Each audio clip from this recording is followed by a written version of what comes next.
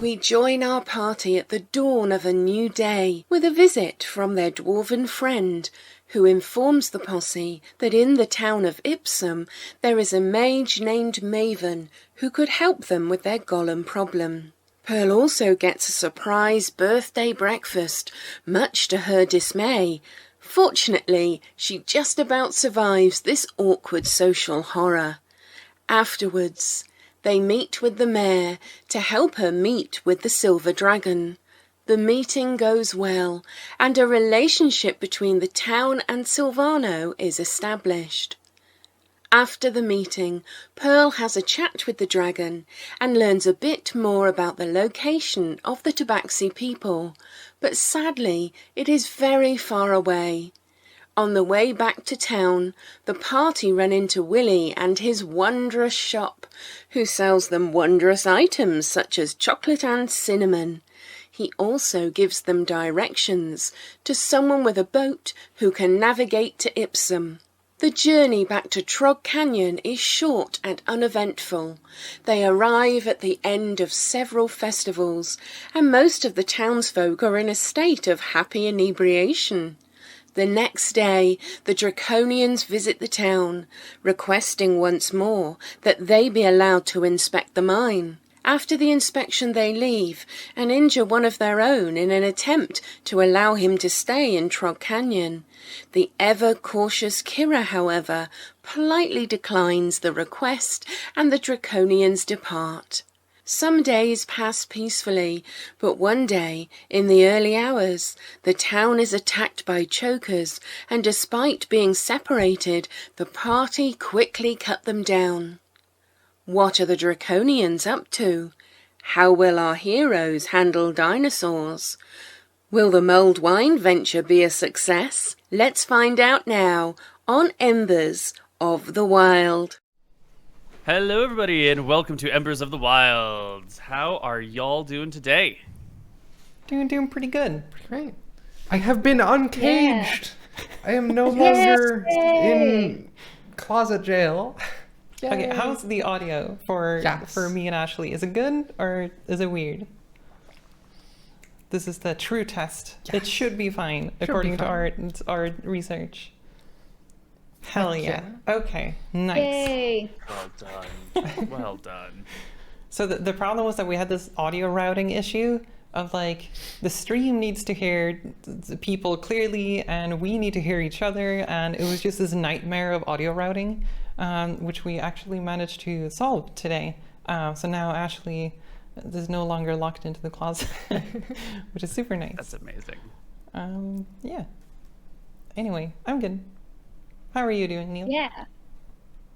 We're good. It is the season of Halloween is approaching us. We're having our annual pumpkin carving party that we have done every year, rain or shine, in country or not, for the last since before I met my wife. It's actually her pumpkin carving party. I'm just attached to it now. Whoa. So I'm pretty excited for that. And there is copious amounts of Halloween candy starting last night, which is, too much to have consumed already. And things are fairly good. How about y'all? You just went on a camping trip, didn't you? How was that? Yes, I went glamping. So not actual camping. It's like a tiny home cabin, but it has AC and it has a nice queen bed and it has a shower. So not real camping, definitely spoiled camping, but it was awesome. Went out in the woods near Shenandoah in Virginia. Mm-hmm. Very, very relaxed and very refreshed. Oh. What about the rest of you? How's your last couple weeks been? What have we been doing? What have we been doing? We went to a couple game dev parties, which was pretty nice. Yeah. We've also been playing Outer Wilds, because they just released a new DLC for that. Have you played it, Neil? Mm-mm. Okay, Outer Wilds is a very good game, and don't look it up. Stop Googling. Close that tab. So if you like, narrative exploration games, then it might be a very good game for you. And I'm trying not to spoil anything, so it's kind of easy to spoil Single-player yourself. game? It's single player. It's there's like no combat or anything like that, and it's got a very nice story, and it's very intriguing. Very cozy. Very cozy game. Yeah, so I'd very Oh my much god, recommend amazing playing that. soundtrack. Yeah, that too. Yeah, the music's incredible. You guys are hitting all my selling points. Single player, Yeah, great yeah. music, fun to explore. Oh, yeah. Good storyline. Yeah, so Go- don't go- look at the and trailer or anything. Just Okay. just get the game and start it blind. That's the best experience. Experienced it.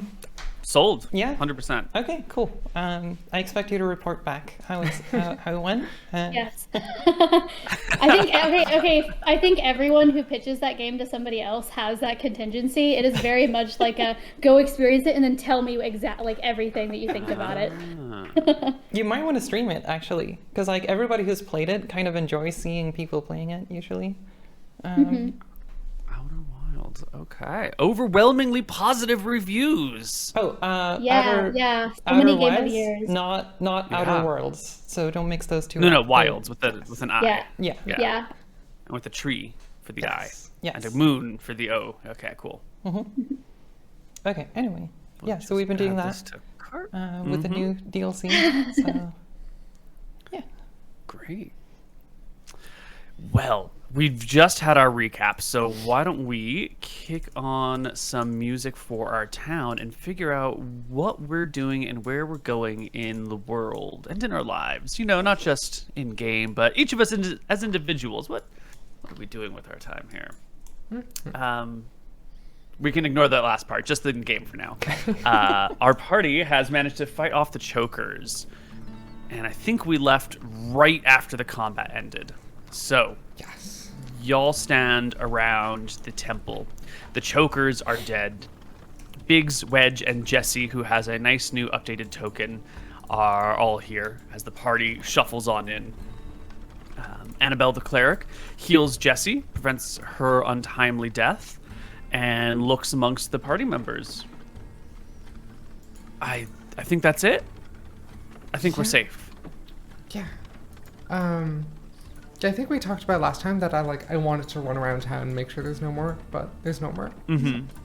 Yeah, Yes. I think you guys run around town, you double check it. Seems that everyone's safe and accounted for. You hear the voices of people checking in with you from across the canyons, neighbors going and knocking on each other's doors. It takes maybe 5 or 10 minutes for the whole town to come together and be like, yes, we're all safe? Okay, all right, back to bed, I'm so tired.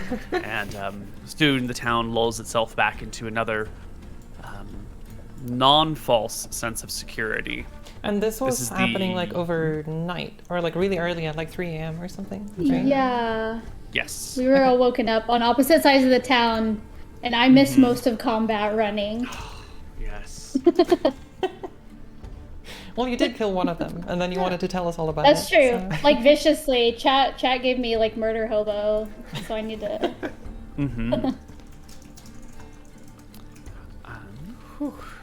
So as everyone begins to pull themselves away, Biggs, Jesse, and Wedge gather up the bodies and haul them down somewhere to do something with, but don't need them just lying about all over the place. And the party can either return to sleep or try and do something else today. It's all up to I'm you. gonna ask, I guess Annabelle and Jesse and Wedge and everyone, where do they come from? Did they come from upriver or? Jesse steps forward and says, I was on watch and I saw one of them coming from upriver, but by the time the combat started, there were voices downriver too. I think they came from both sides, or maybe they snuck in from one way and I didn't see them until it was too late. I'm not entirely sure. But they were on us fast. Yeah. Do we want to investigate in the morning to see if we can see footprint tracks to see where they came from? Because I'm assuming it's way too dark for us to investigate right now. Yeah. Yeah, in the And middle of the they're night. kind no of way. wet, right? A little bit, yeah. Like amphibious. They've definitely got these like flexible, bony bodies, and they kind of have like moisture on them. Some of them are like wet around the knees and feet and legs, and then the tops of them are just kind of like glistening a little.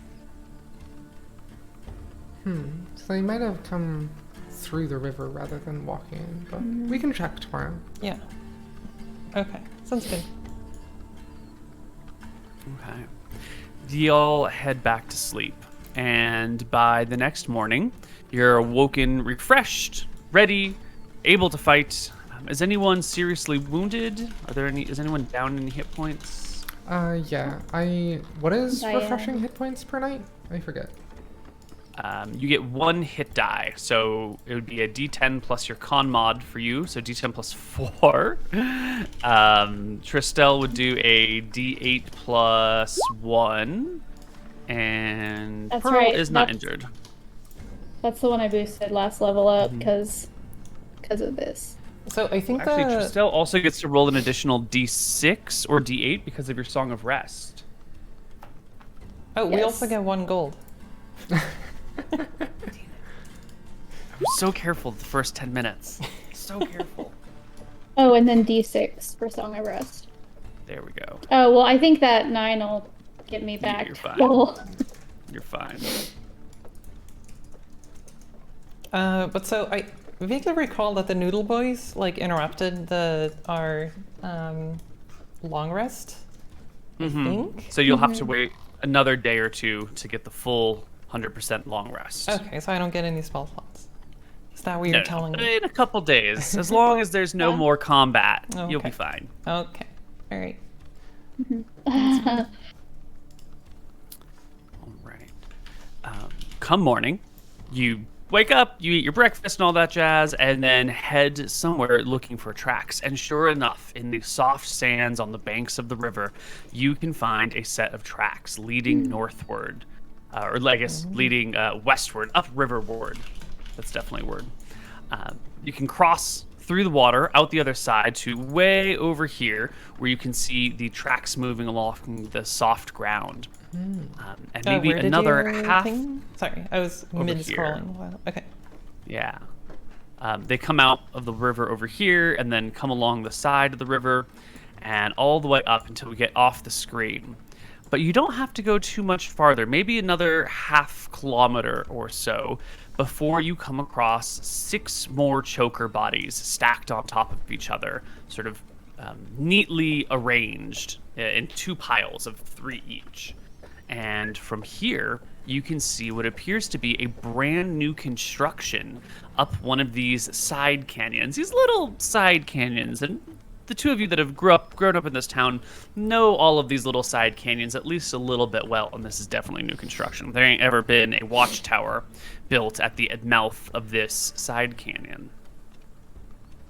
Can I check the choker bodies to see if there's draconian claw marks on them? For like when they were carrying There them are like around? weapon marks Okay. on them. Yeah, it seems like maybe the Draconians built that. Yeah, let's go investigate. Yeah, we gotta make sure we look friendly. We don't want to make it seem like they're. Yeah, we don't want them to attack us.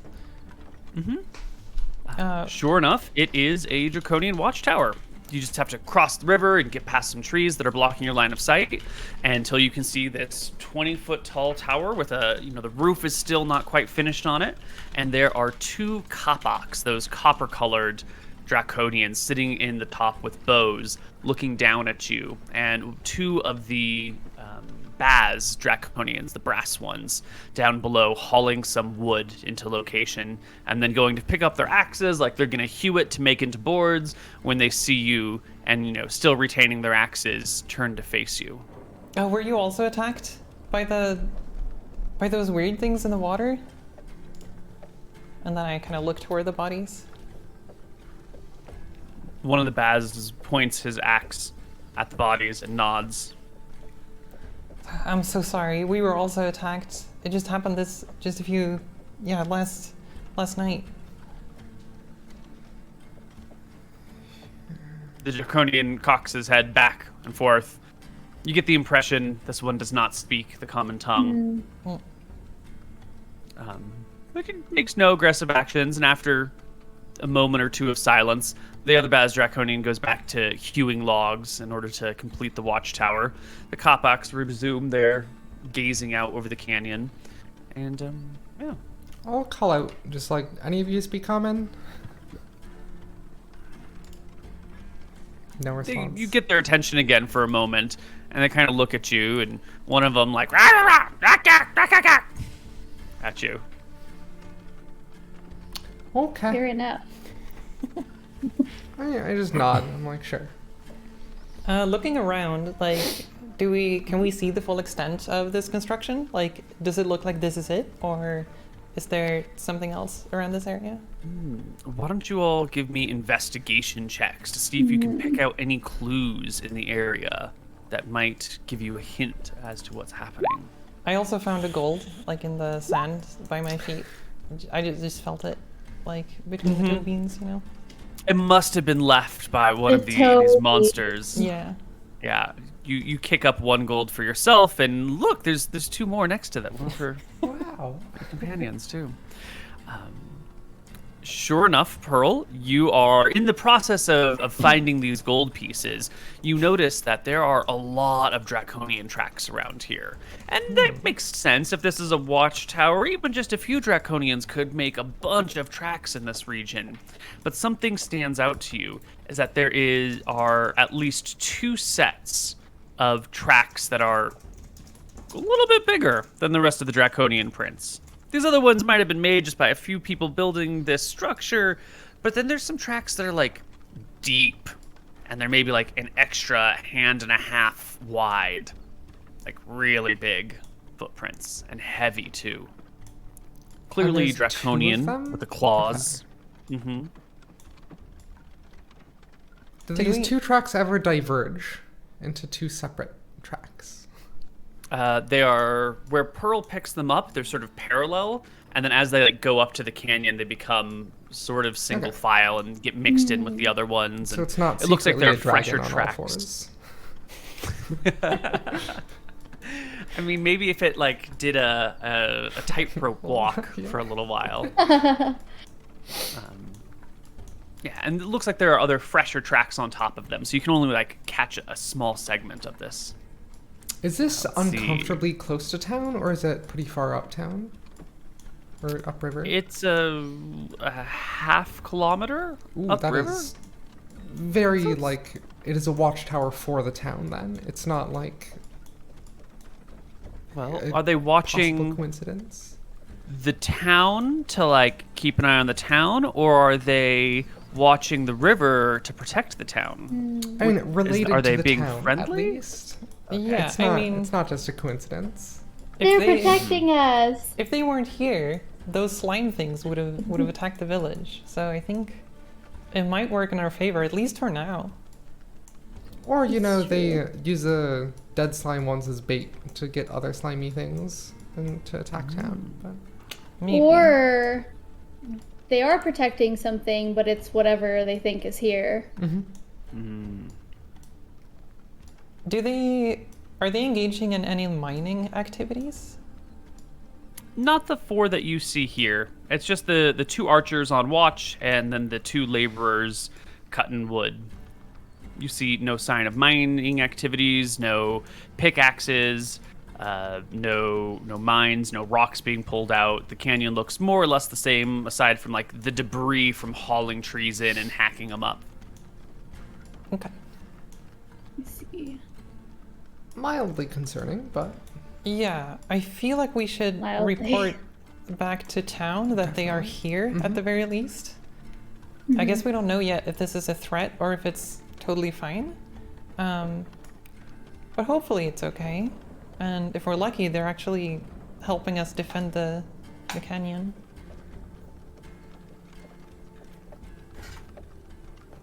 Okay.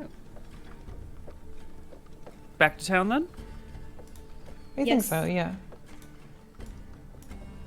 Yeah, you'll get back to town as the hunters are setting out a little bit late today. You'll catch them as they head upriver with bows over their shoulders and spears in hands, a couple of nets over their backs, out looking for various prey. definitely warn them about the tower. Yeah, just let them know. Lydia is with the group of hunters, and she'll ask, were they cruel? Did they fight you? No, they seem to be...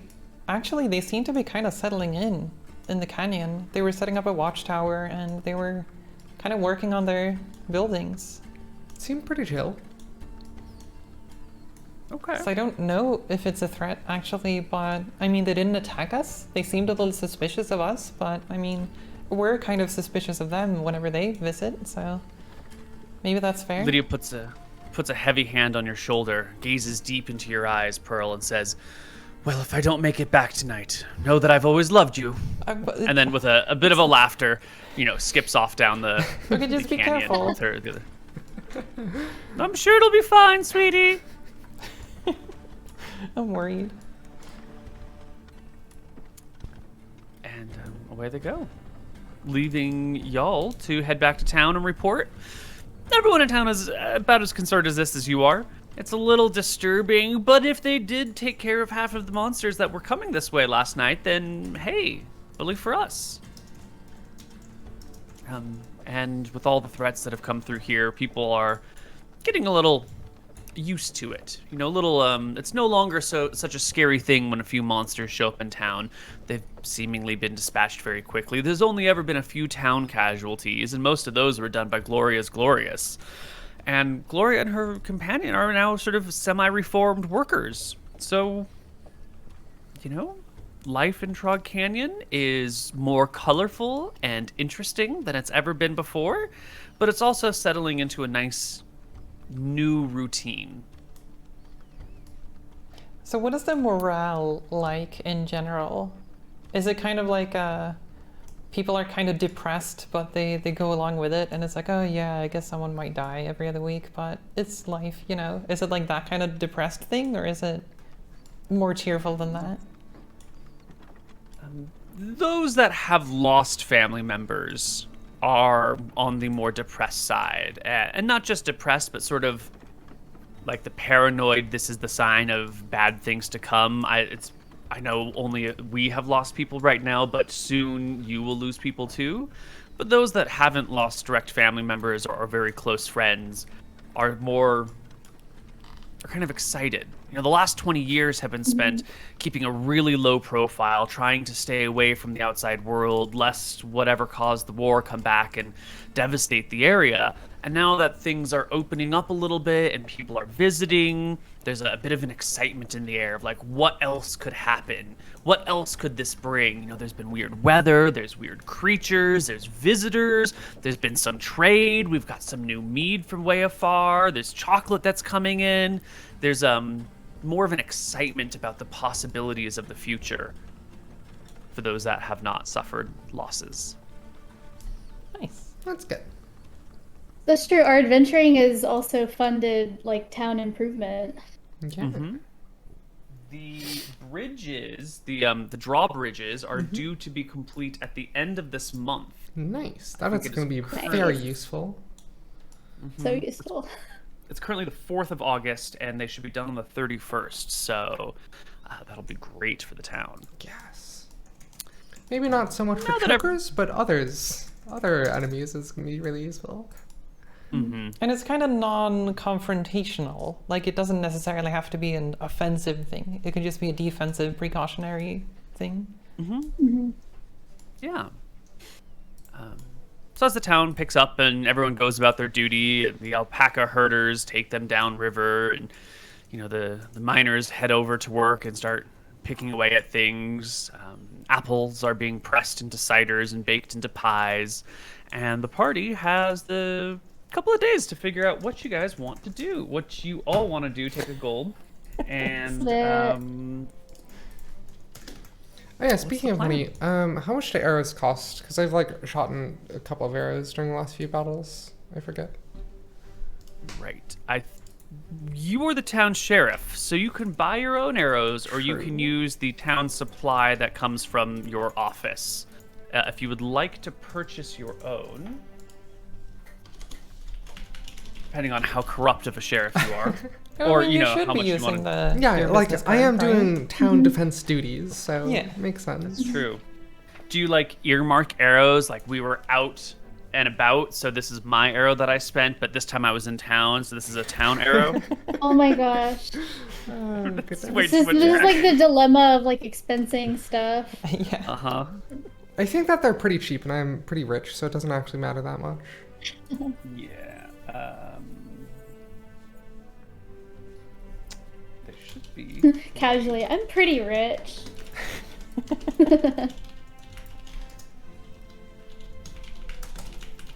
Oh, maybe then the equipment list.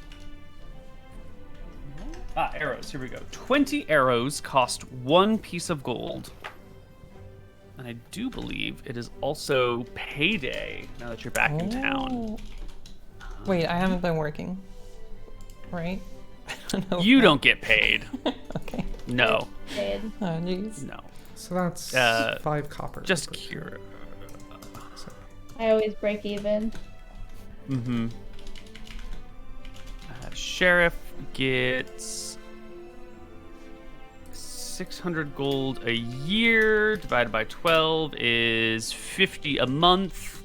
And then there were some expenses. I think we were saying like half of your stuff is pocketable. Was it half or a third is pocketable? my notes say I get 16 gold per month.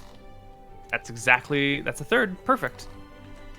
All right, so you get 16 more gold, and your coffers are starting to really fill up here, Town Sheriff. Yeah. Okay.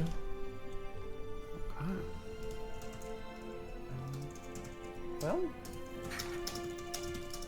should we just skip ahead until the next event, or would you like to? Yes. I would like to repair my dress. So like our tailor, I don't know how much it costs. Cause okay, chat was giving me flack for hustling for money from the mayor of the other town, but I don't make money, and those dresses were really expensive. So True. I would like to repair them. Absolutely. I think this aqua blue one that I'm wearing is the only one that's been torn apart. Yes, the tailor here in town can do a pretty good job. If you will chip out 2 silver, they will see it done. Perfect. Great. Make fashion circular.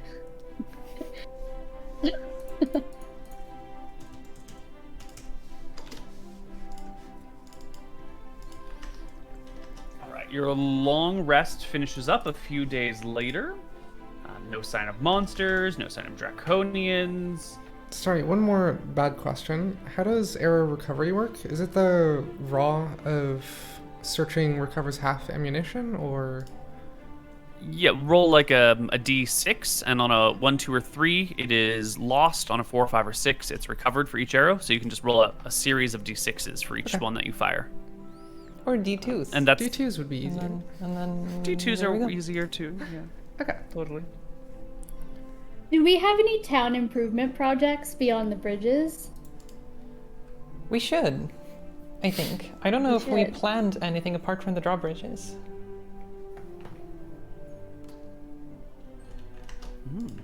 We could build some sort of gate near the river.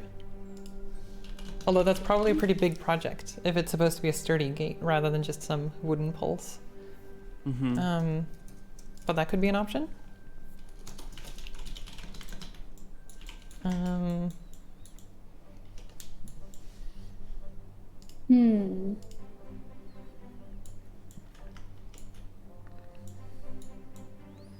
Yeah, like knowing add- like what we know about how long it took to build the drawbridges, like is it reasonable to expect to be able to build gates over the river?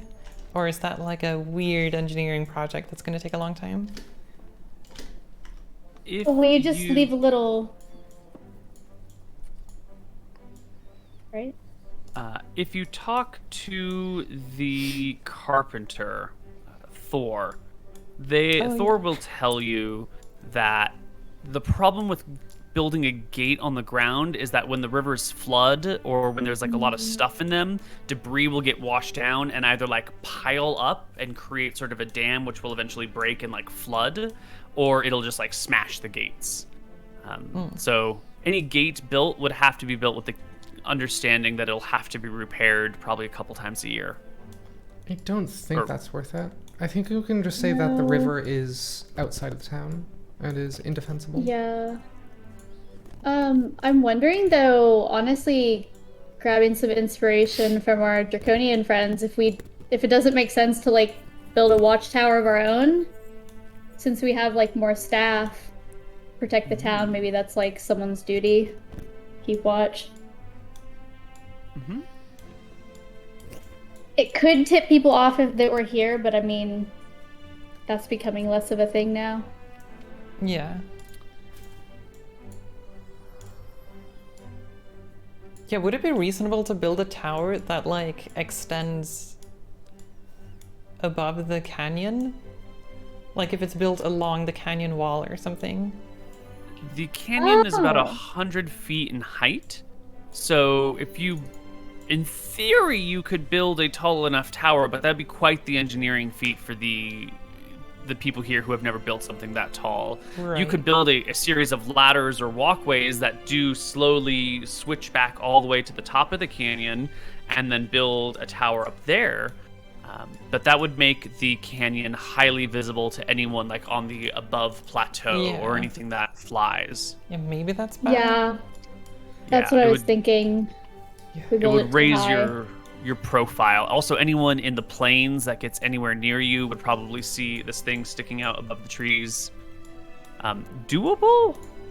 I guess we can just have like smaller like watchtowers in town. Just something that would give you some extra height and some more vision of the across the whole canyon. Yeah. If it helps, I don't know, because we I'm already not sure have if it helps that much because the canyon is so winding that you can't really see very far anyway. Yeah, that's true. Might not help that much, yeah. Might not. If that's correct, Koibu. I don't know. Yeah. It's sort of correct. You could build a watchtower in some places and get some of a view, but most of those are already accomplished by just the tall sections. You know, if you're, I don't know where you're looking. Yeah, over there. If you're up at this spot, like you already have a pretty good view. Making a taller tower wouldn't substantially improve that. Yeah.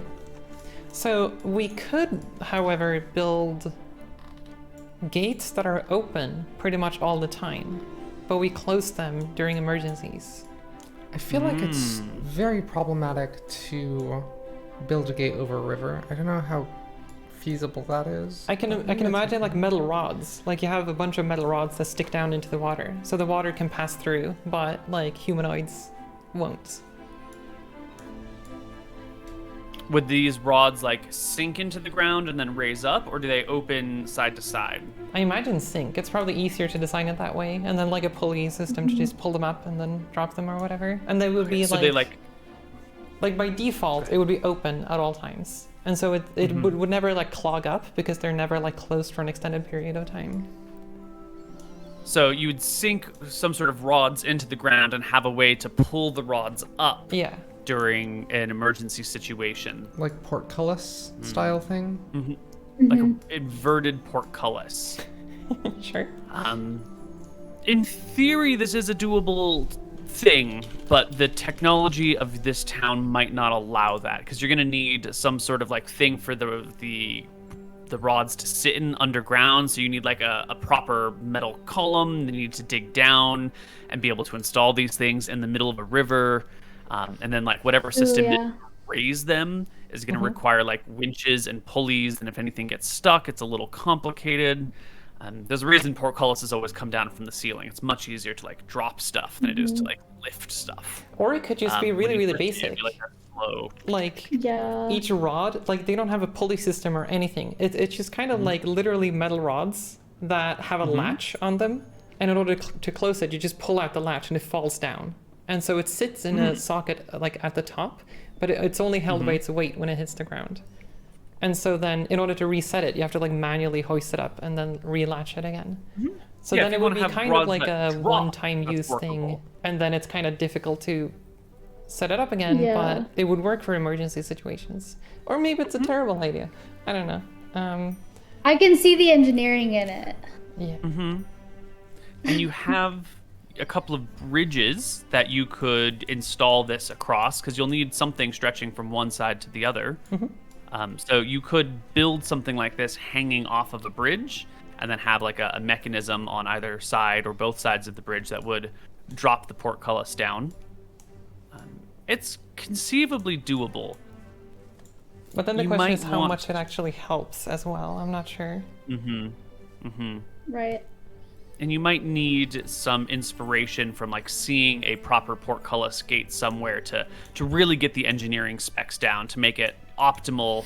So you don't want to like run into a problem where you build it and then get 3/4 of the way through and realize you've made like a terrible mistake and the whole project Right. has to be restarted.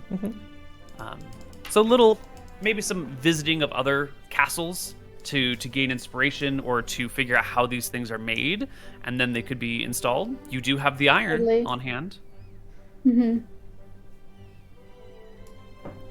Yeah, our geographical location is an interesting one because the canyon itself is kind of the defense, but building additional defenses on top of that's a pretty interesting challenge. It's good that it's iron though, because that's really heavy. So if we like just the rods themselves, like the weight of each rod, would actually be really hard to budge. So I think it might work. How much was like our bridges? Like, what's the kind of average cost for like wood and stuff like that? I guess it probably depends on the project. Yeah. Let's see.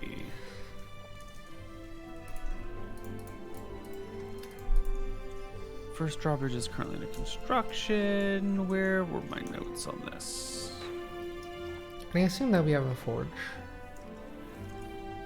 Yes, there is a smithy in town. The smith's name is Horst. Yes, Horst the Smith. I forgot I named him that. It's so good. Honestly, we like had really good names. That like session 0 we named the town was fun. I don't see my notes on bridge costs. Oh no. We did talk about it, I remember, at some point. Or at least we talked Yeah. about the drawbridges, and then there was that time in the flashback episode where a bridge burnt down. Yes, how did that burn down? I don't know, some kid lit it on fire, I think. Yeah. Interesting story. Not now, Tristel. I don't want to talk about that again.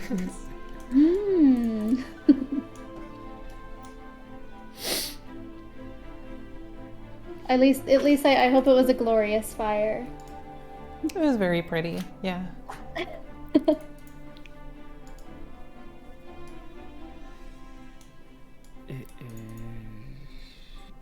Here we go. We can just backwards compatible devise it from the carpenter's yearly wages.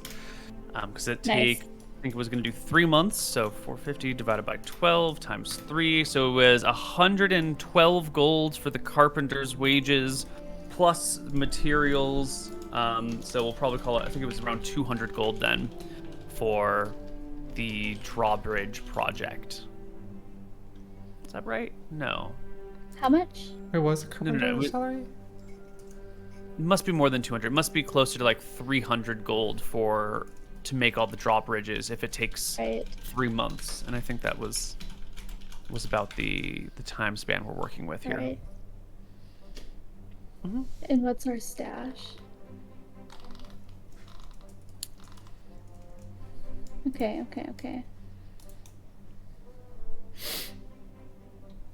Wait, the gold in the player stash isn't how much we have, is it?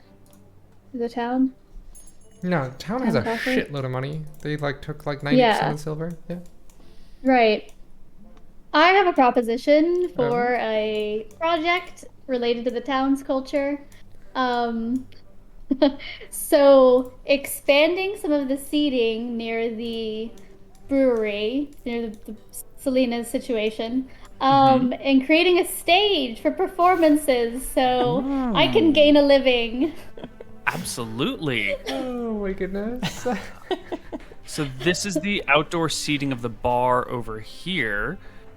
What are you thinking? Like building something out this way, but less ugly than my crappy doodles? Yeah. A little bit of seating there and like a little stage. So maybe a stage and Above how the do I water. grid? And then you get like a light from Like, the water bouncing stage up. And up in this situation, but then more seating up front. So everyone still has the prime riverfront seating. Mm-hmm. So something like this. Mm-hmm. Okay. And then the Little stage stage. is lifted above the seating, or Just, at the just same in height? the way that a stage is like a little bit, like a few steps, so it's Yeah, elevated. so- Gotcha. Okay. Perhaps a circular, little amphitheater looking. No, that's a bit much. But I think an elevated stage. Yeah. Let's see. And of course, I can make a living here and play on what fits my schedule. Maybe on Saturdays and on Wednesdays I play. Mm-hmm. But I'd also like to encourage more musicianship and entertainment in general in the town. Here's an idea. What if we put seating along this edge as well, and so we have like 2 tiers of seating down to the stage at the bottom, and like flip the stage in the. that works. Mm-hmm. Yeah, I like it. These things can be expanded. We the did bring carp- more mead, so there's more business. But there's going to be like some local squabbles over these planters, right? Like someone loves these and cares about these, and then there's going to be like discussions. Yeah, those planter boxes belong to these people who right here, and that's one of their primary sources of food. So they wouldn't want the planter boxes torn down. But if you can build like seating beyond them or below them somehow, that's fine. But you'll run into serious local problems with trying to tear down the boxes. I'm sorry, I cut you off. You were going to say? No, I'm thinking it through. What if we can build little like latticed things that have like a multi-planter situation, like stacked, and then it's ambiance. Then we don't upset. We can kind of stagger how we seating. Someone's food don't touch. Well, Thor, the carpenter, the 60-year-old man that he is, tells you that, I've got these other projects I'm working on. I can really only focus on one thing at once. There's also some other projects that I've pushed back until after the drawbridges are complete. But if you can draw me a design of what you're thinking, get it to me in, let's say about 3 months, then we can talk about as an option. But there's still a month to go on the drawbridges, and then 2 months of backlog work, a whole bunch of things that people want done. The what are they called? The Snickers family, they needed a new dining table, and they had this idea for one that uses the heart of a tree that's cracked in the middle that kind of looks like a canyon. They've already got the piece of wood, but they need to be smooth and planed and properly built. And the table's going to look sort of like a cannon and tilt towards the middle because their kids are so messy. And that way when they spill their apple juice, it slides down to the middle of the table and into a collection bucket or something. I don't know exactly their details, but it's a great table. So It is a great table. Well, 3 months? I'll get you the schematics. Excellent. And I expect someone to draw me some schematics for this. Yes. Just even if they're doodled, I would love to see what the visualization of your notions here. Freya, you can learn Blender. I've been meaning to do more 2D art and fan art, so maybe. Nice. Right. The week passes easily here in Trog Canyon, and eventually the weekend rolls back around, and somebody should roll me 2d6. Well, let's go.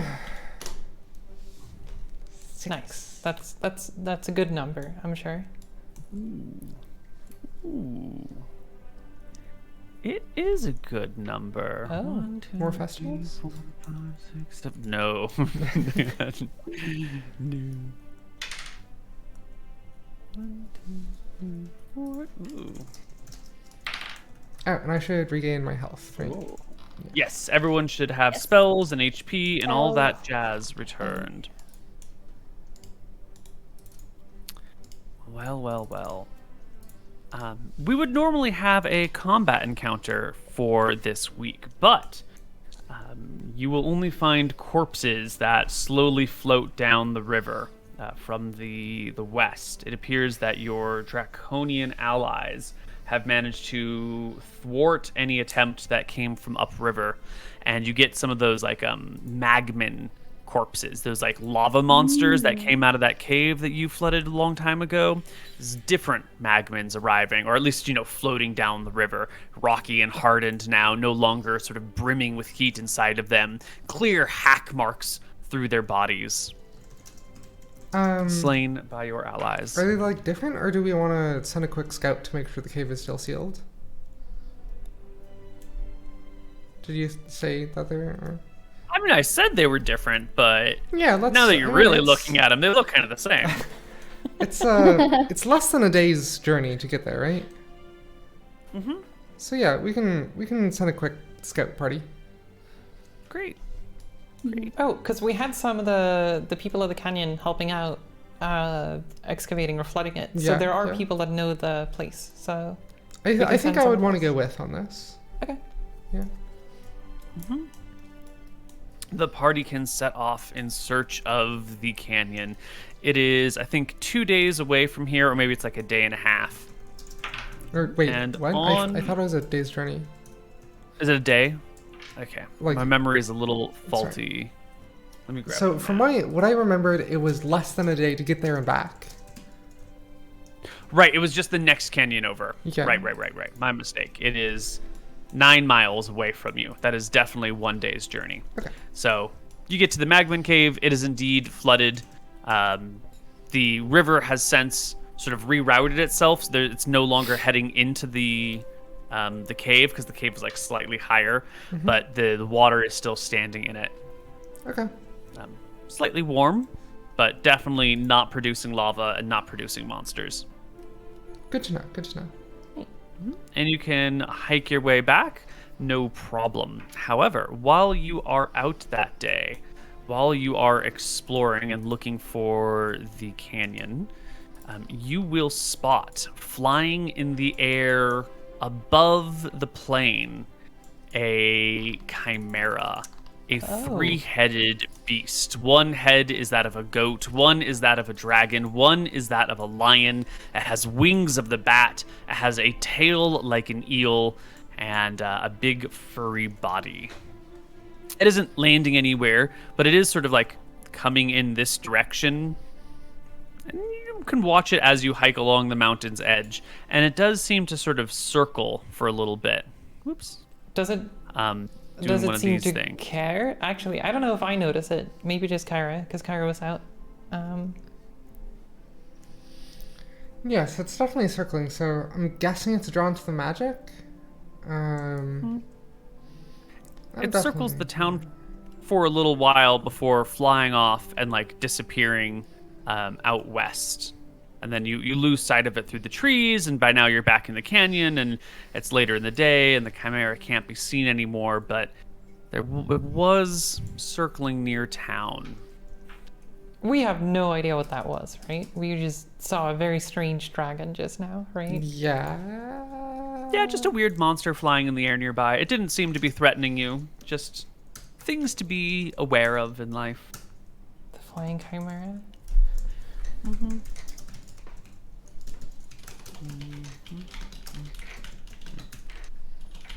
Okay. What? That's kind of spooky. So let's just do a quick check-in with our party members here. How are you feeling about the safety of the town? And I'd like at least a little bit of a chime in from each of you here. We can go around top to bottom. So starting with Pearl, how are you feeling about town security? I think Pearl, definitely got the impression that the Draconians are helping out. Like, maybe in their own strange ways, and there's still, like, some trust issues between the Draconians and the people of Trog, but just in practice, it seems like they actually made a difference there. And like that whole combat event would have turned out way differently if all of them were in town. So it seems like it's pretty good at this point, and with the drawbridges done, well, soon, then I think that makes it feel much more safe. Yeah, and we still have Greg around, you know. Greg can punch things, which is good. Yeah, so I think it's pretty okay. I mean, it's still scary because like we don't know what's out there, and we just saw a chimera. But other than that, I think it seems pretty good. What about you, Tristel? How are you feeling about town security? I think Freya brought up some good points. Greg is definitely a benefit. I'm wondering if we should have enlisted Silvano to come back with us and protect us instead and lurk in our mountains. So that's kind of in the back of my head. I'm wondering if maybe we just go ask him. I think the Chimera is definitely scary. But I don't know. I'm actually pretty neutral. Usually I feel like we're pretty safe, but the Draconians outside of town, I don't know. It's just kind of like who's friend, who's foe. It kind of goes back and forth. And what about you, Kyra, town sheriff? How you feeling? I think the town is much better defended, but the threat has been much increased. So, for example, with like the drawbridges and Greg and all of that stuff, if we were still just encountering magmins and troglodytes, those are adequate defenses and I would feel like the town is safe. But now with chimeras and troglodytes who are like smart enough to like know how to like reach up and demolish the drawbridges and whatnot if they really want to. I'm a little less confident. So defenses are higher, but the threat is higher. So iffy, half safe, half danger. Yeah, I feel like that's an excellent way to put it. Is there anything any of you feel the town needs? Not just gentle improvements, but like the town really needs this one clear thing.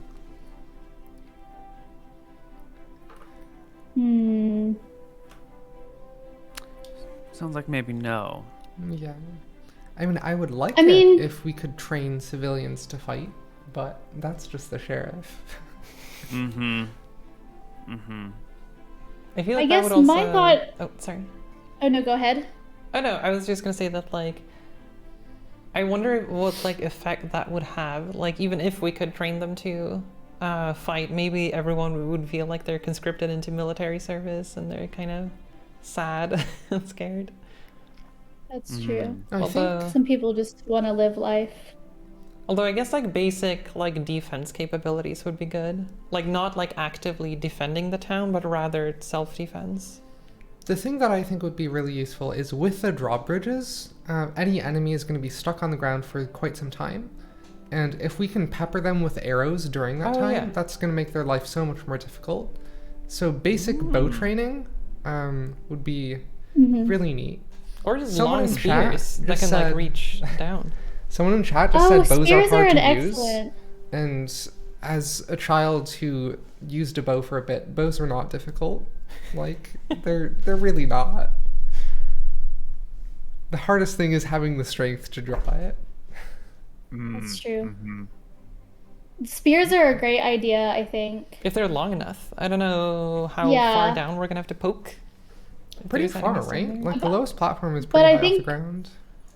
That's also just like a great weapon for someone to protect themselves because it doesn't require a lot of like dexterity and like close combat. It's just kind of like a good long range thing.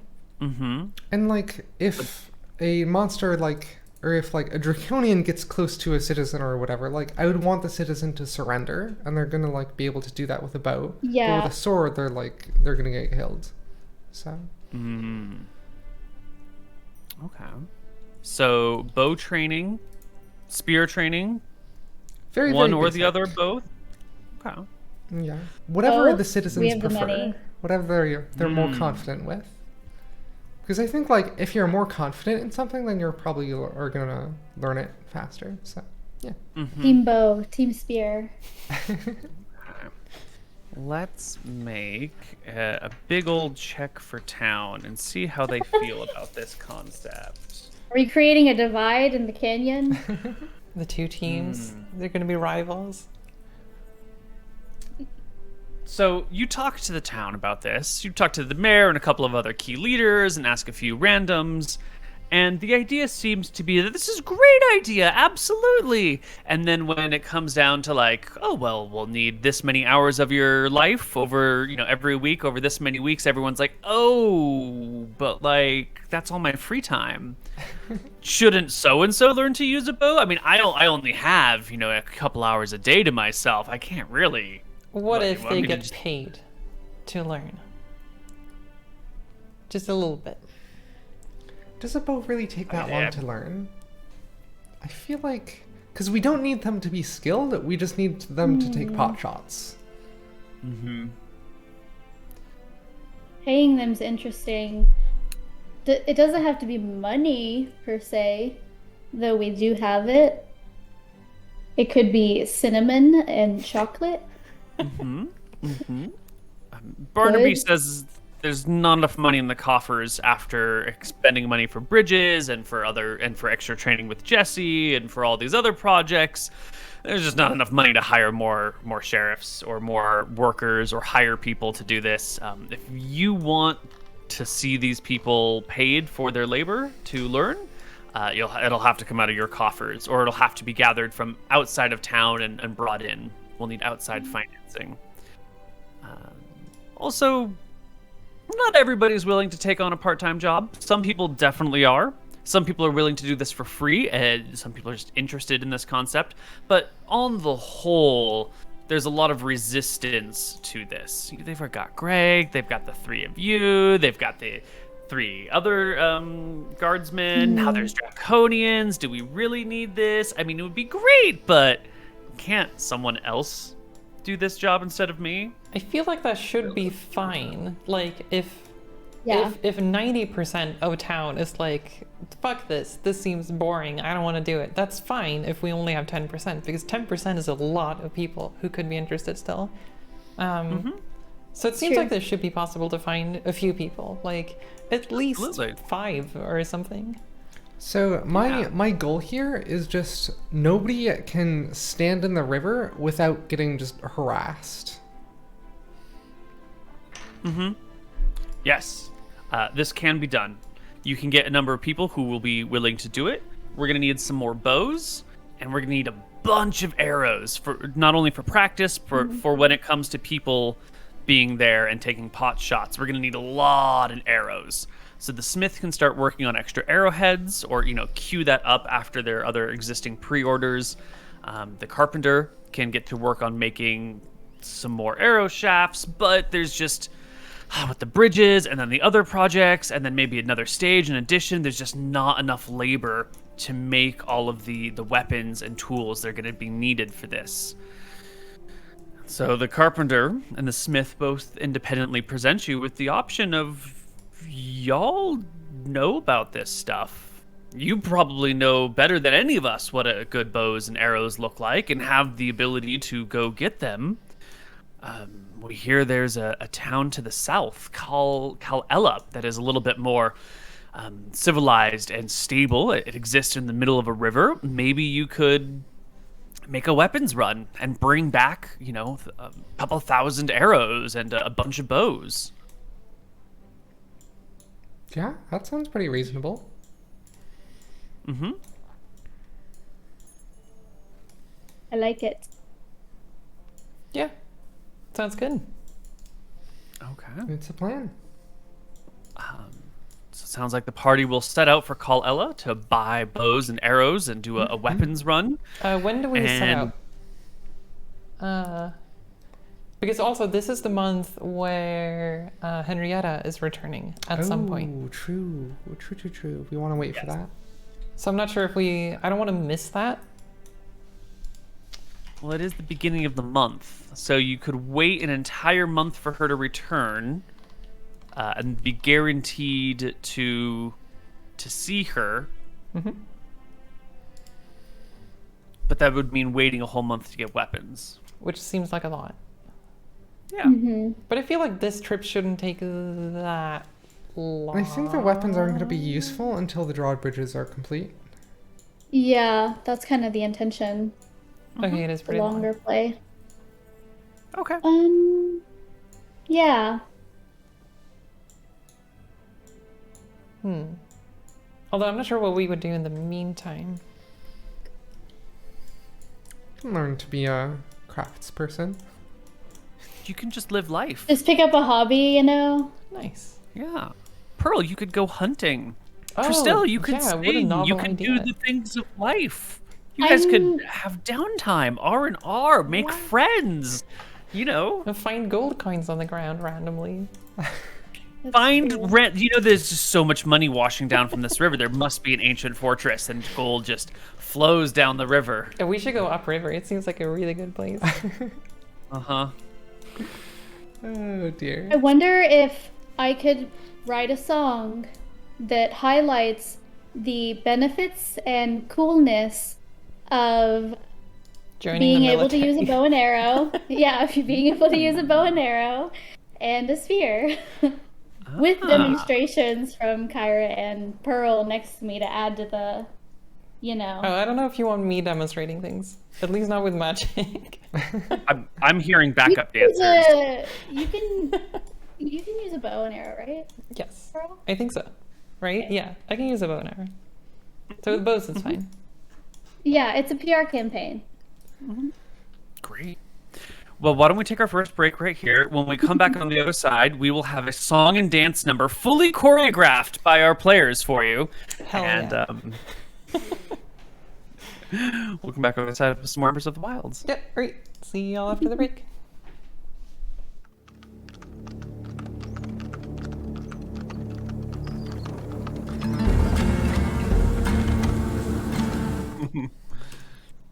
Oh my god. There we go. We're live.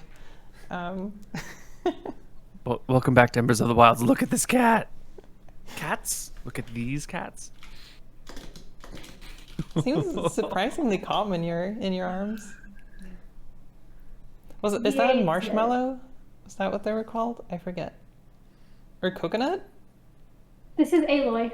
Aloy. Wait, and the other one is The other one's coconut. okay. Because Gotcha. he's Aloy because orange. Right. And she's coconut because white and brown. He's big. For everyone watching, that cat is 18 pounds. Thor is not 18 pounds. The vet assures me that she's like, yeah, he can lose a little bit of weight, but people say it, he does have big bones. Yeah. True. Our cat is about 16 pounds. And he's sort of the same Yeah. thing. He's just a big cat. He's just long and Just tall. a big lad. Big Wait, is lad, Pan yeah. big? Pan doesn't look Pan's big. big. Huh. Pan looks like a very, like, I don't know, regular thin boy, but... He's just a heavy cat. Okay. Carrying him in one arm, you're like, oh my god, he's so big. It's Yeah. when they're long that gets me. I'm like, Mm-hmm. he can touch the counter. It's a problem. Yeah. It's like a toddler. Paws are on Yeah. the top. Yeah. Yeah, it's like a toddler. Okay, post a picture in the Discord of Thor being extremely long. Oh yeah, that's Thor in Oh, long yeah. mode. Long It's one of those like David reaching out to God of the Clouds types pictures. Great. Should Okay. we resume? Is it a crime Yes, to point it let's- away from the cat that is like actively waiting here? I'm not sure. It is, but Okay, actually it's Alas. from one cat to another, so it's fine. he's a criminal. There you go. Okay. Well, the days begin to roll by at the end of summer here in Trog Canyon. The August is warm, it is lovely, it is gentle. There are some problems, and there are some great things that arise. I'm just going to roll some dice to figure out exactly what they are.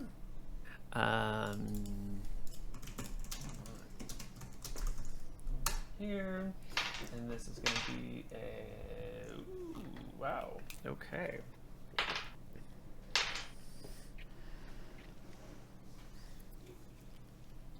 So, the next week that you spend here in town, let's get some town music going on.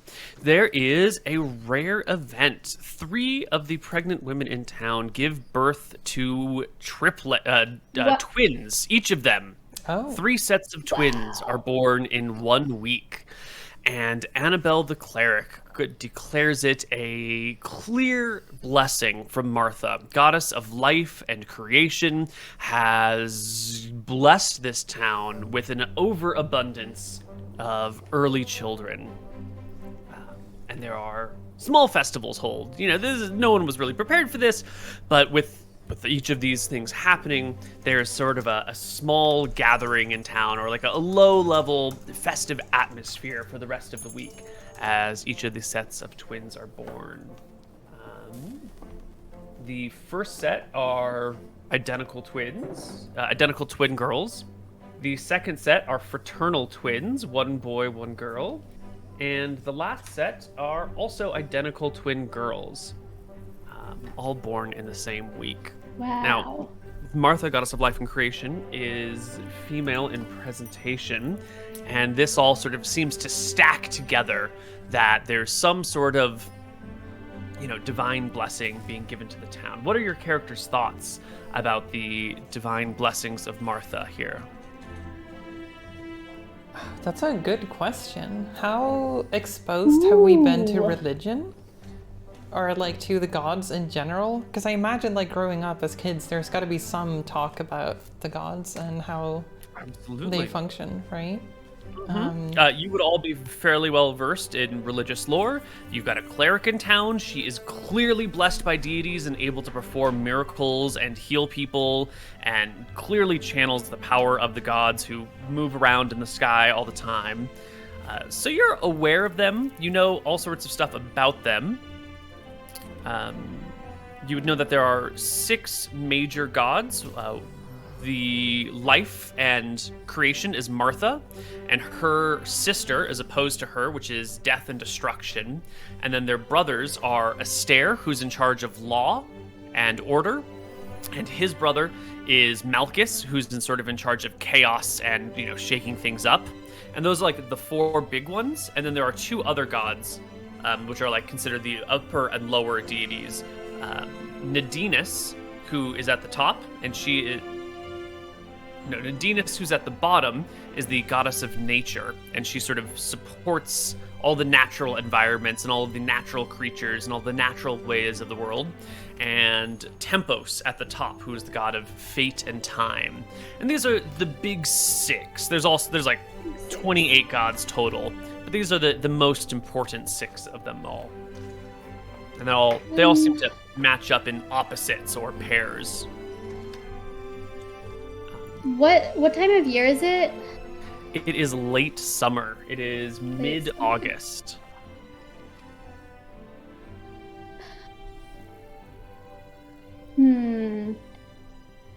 So this is maybe a good question. How interested in faith, religion, and the deities are each of your characters? Like the real world, even if you are born and raised in a heavily religious environment, you might have a strong affinity for it or a weak affinity for it.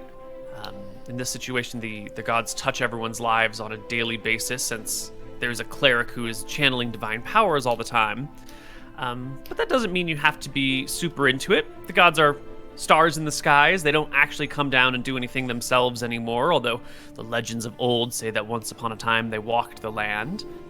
And if you see a comet in the sky, that is the sign that one deity is on their way to Earth, but no one's seen one of those in a long, long time. So, how faithful are you? And let's do the opposite order of what we did before. Let's do Kyra first. I think Kyra has a relationship of... She has a healthy respect for the gods, and and knows when to call on them, but also very much knows that, like, if she wants to get something done, she has to do it herself. And the town lives and dies by the sword. And so she doesn't count on the gods for anything. But yeah, so Okay. respect, but What about you, not devotion. What about you, Tristel? Maybe devoted, like not devoted, but like I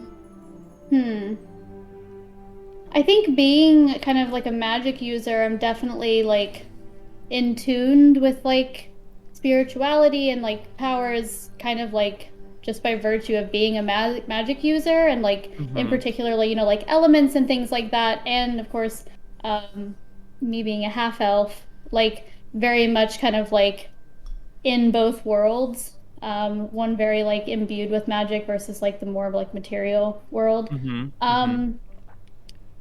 But as far as like how that is like in my everyday, I think that it's just like I think like Tristel's spirituality is just like there. She's still living her life, kind of like going where the wind blows. But I think like on the surface level, it's not super present. But maybe deeper, she feels that sense of like, well, maybe there's somewhere that like I'm meant to go. That like, you know, the forces of the world, the gods are willing it. But on the day-to-day, I'm just kind of like winging it. Okay. And what about you, Pearl? I think Pearl is sort of... I mean, Pearl has been struggling a lot with her magic, and I think she's been trying to figure out why she can't control it as much as she would like to be able to. And I think she is sort of more intimidated by the gods and that whole, like, anything beyond the normal and anything supernatural is kind of scary, but she's also curious about it. But I think it's more a matter of like an intimidation sort of vibe, because it feels like it's yet another thing that's sort of outside of her control, but it still affects her life potentially. So she's probably have a bit of a fearful attachment to it, apart from the like positive associations with like Martha specifically, because you know, given heck, what's her name? The cleric. It just dropped out of my head. Annabelle. Annabelle, yes. Annabelle. But yeah, given how Annabelle has probably talked a lot of, like, I mean, Annabelle stands for Martha, so Martha seems good, I guess. But yeah. Excellent. The next, so that is the second week of August, where you have the triplets, or the twins that are born across the board. Which one is the celebrations second week? From the 11th to the 17th. Oh, right, because you're American. Okay, yes. Sure, yeah. So twins are born on the 12th, the 14th, and the 17th. And that's the same week that the Magmans are killed. Twins, and twins. GG, BG, GG. Excellent. On the 18th of August, we run into sort of one of these summer heat wavy type things, where the weather is just like hot and dry, and the mayor goes around reminding everyone to double check all their fires, make sure all their fires are out, because everything is just like crisp and crackling and ready for a single spark to set off like a forest fire that could range up and down through the canyon. And during this, Barnaby comes by Pearl. He looks real uncomfortable.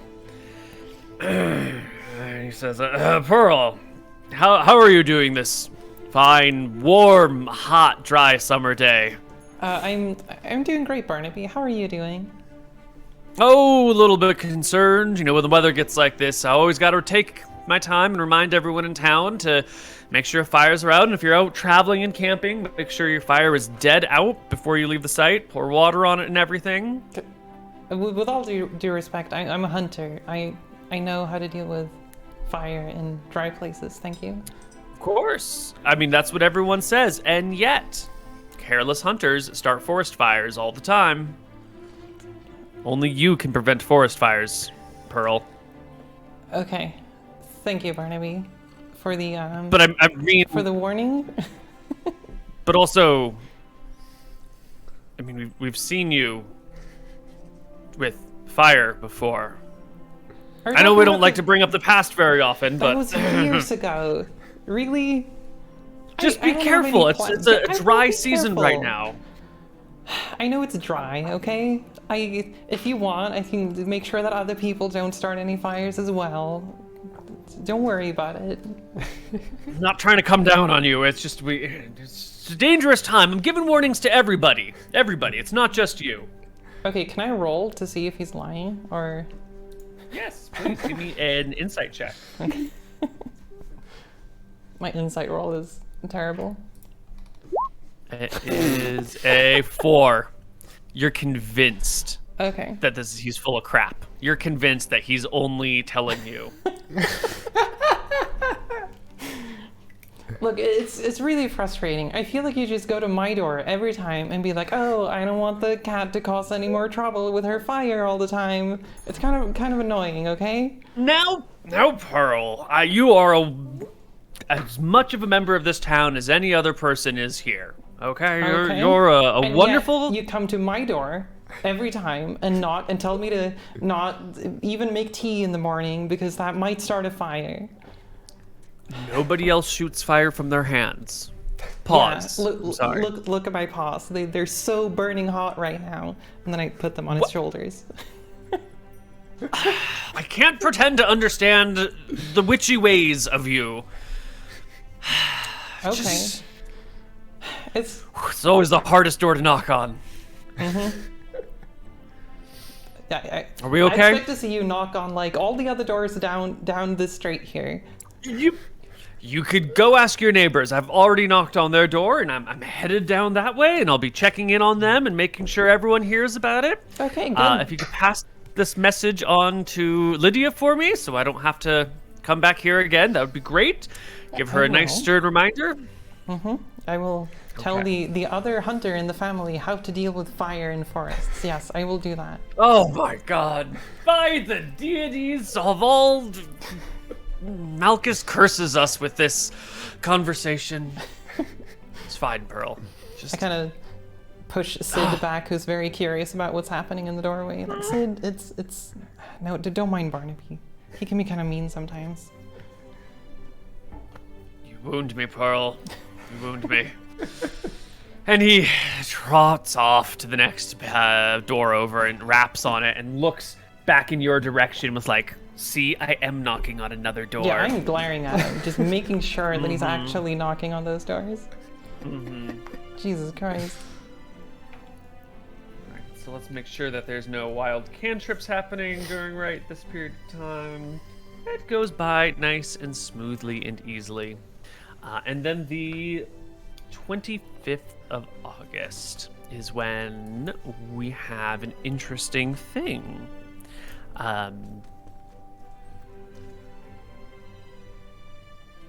The miners, Gloria in particular, is hammering away at the back of the mine when the back wall sort of caves in and gives way. It doesn't cave in towards Gloria, it caves in away from Gloria and opens up into a new, undiscovered, large, open, underground lake chamber. Damn. The news of this very quickly spreads throughout the whole town, and within an hour, people are lining up on the boardwalks to take a look at what this could possibly be. The foreman tries to keep as many people back as possible and waits for the three of you to show up because you seem to be able to handle the complexities and you're in charge of security, and they just get Tristel over here, get the others, get Kyra, get Pearl, bring them all over. They gotta see this. And soon you are all brought, I'm assuming with all your gear, into the back of the mine where you can find this, there's like the wall caves in and then it drops maybe about 100 feet down to what you can hear is a splash when people toss little rocks in. But so far no light can reach all the way down to the area. But there's definitely the sound of water, and not running water, just nice still water. Is there a small island in the middle with a bowl full of water and a small cup? What? No? Harry Potter. I don't know this one. It's Harry Potter. Come on. Oh. It's Harry Potter. I've never read the book. I'm so sorry.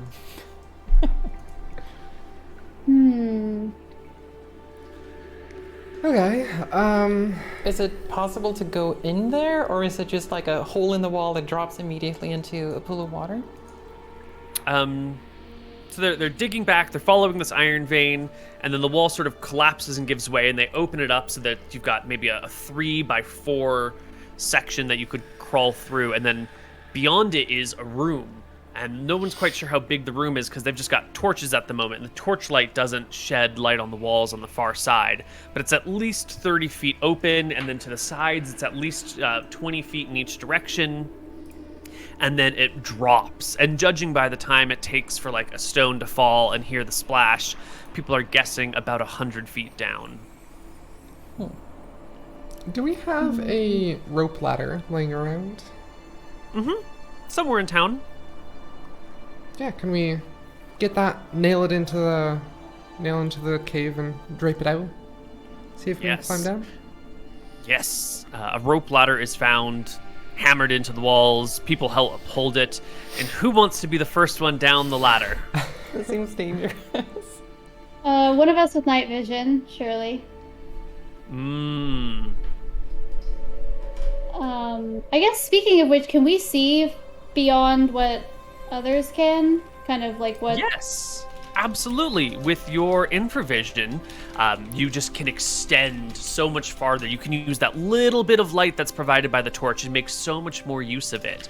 You can see that the chamber is maybe like, 50 feet to your left and 50 feet to your right. So about 100 feet wide, and it's deeper than 60 feet out. So some unknown length. And looking down, you can't quite see the bottom, but you can see a little bit of glinting off of a mostly still surface that's rippled every now and then when someone tosses a rock in. You can't make out the whole shape of the lake below you. You can't tell if there's shoreline or if it's all water, but you can definitely see the little glints of reflection of something way, way, way down there. Spooky.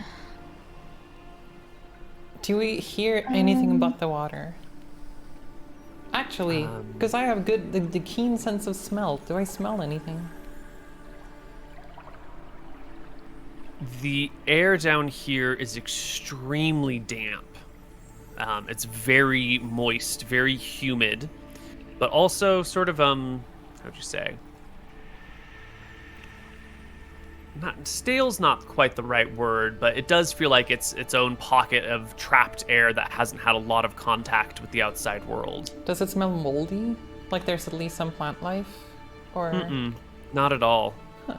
Just kind of like heavy with dirt and mud and, old trapped air. Want to detect magic? Here's a question. Does detect magic make things glow, or does it just color them? Detect magic allows the caster to observe the auras of magic, so it wouldn't be visible to anyone but the one who casts the spell. But just would it be visible in a pitch black room? If off in the distance there's some magical item, would that be glowing in the distance in pitch blackness, or would it still be dark? You would not necessarily see the shape of the item, but you would see the aura would still be visible in the darkness, even if the thing isn't. So you might, let's pretend that there's a magic sword down at the bottom and you could reach it with the detect magic. You would just see ooh, there's a weird shimmering, maybe a longish aura here, but you couldn't make out that it was a sword. It could have been a rock or a person or whatever. Yeah. Do we want to do that, or do we just want to climb down? Oh, absolutely. We want to do that. Yeah, all the precautions. That was going to be my next suggestion. So ritual cast detect magic.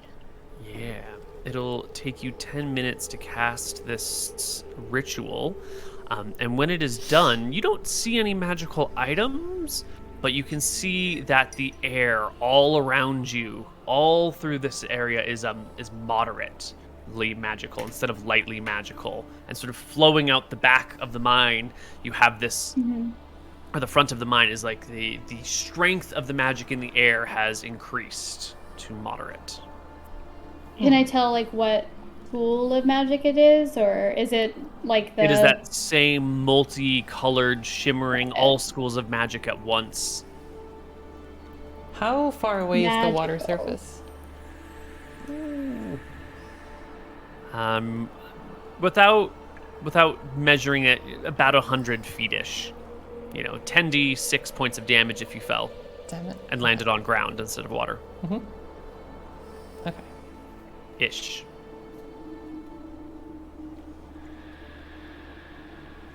That And was we the can't wrong see at the answer. bottom. Not yet. No. Someone would have to Okay. go down the rope ladder to get a better view. I want to take a candle that is on my person and light it from the torch and just drop it. Yes. The candle will plummet, and right before it goes out, you with infravision, or those of you with infravision, can see that there is a bit of a shoreline on the sides, not directly below where this opens up, but to the left side and to the right side, there is some like dirty, muddy ground. And then there is the big, vast lake that stretches out into the darkness. And it is about maybe 110 feet down, 115 feet down. I forget. Can I swim in my armor, or will I sink? Your chainmail, you will sink. I'm not wearing chainmail. I'm wearing scale mail. You will still Okay. sink. Yes. I can climb, though. So I should be able to climb the walls safely, right? Because I have a climbing speed. Wait. Why would you want to climb the walls? If we we could bring light sources down there and put them along the edges where there's ground. Like, stick we some could torches just into the ground. Climb down the ladder, right? Why not? I thought the ladder led to just water. Oh, I mean. The ladder will Yeah. end at water. Yeah. Yeah. That's true. But with your climb speed, you should be able to do it. If the rocks are particularly smooth or slick, I might still call for a check. But if they're, normal walls or, dry or have lots of like easy ledges, then you wouldn't need to make a check at all. Can I just like Chester. feel the wall by like around the hole and like get a sense of what the surface material is like? Around the hole, it seems fine. Okay. Yeah. It's an option. I at feel best. like I should just take off my armor and climb down and swim to the shore. I'm sketch about the water. Okay. It's spooky. What if there's like a How many feet high is it? Okay, Tabaxi. well, 110? 100. Could I like kind of climb down and do like a jump to the shore? Swing and a jump. You could try, yeah.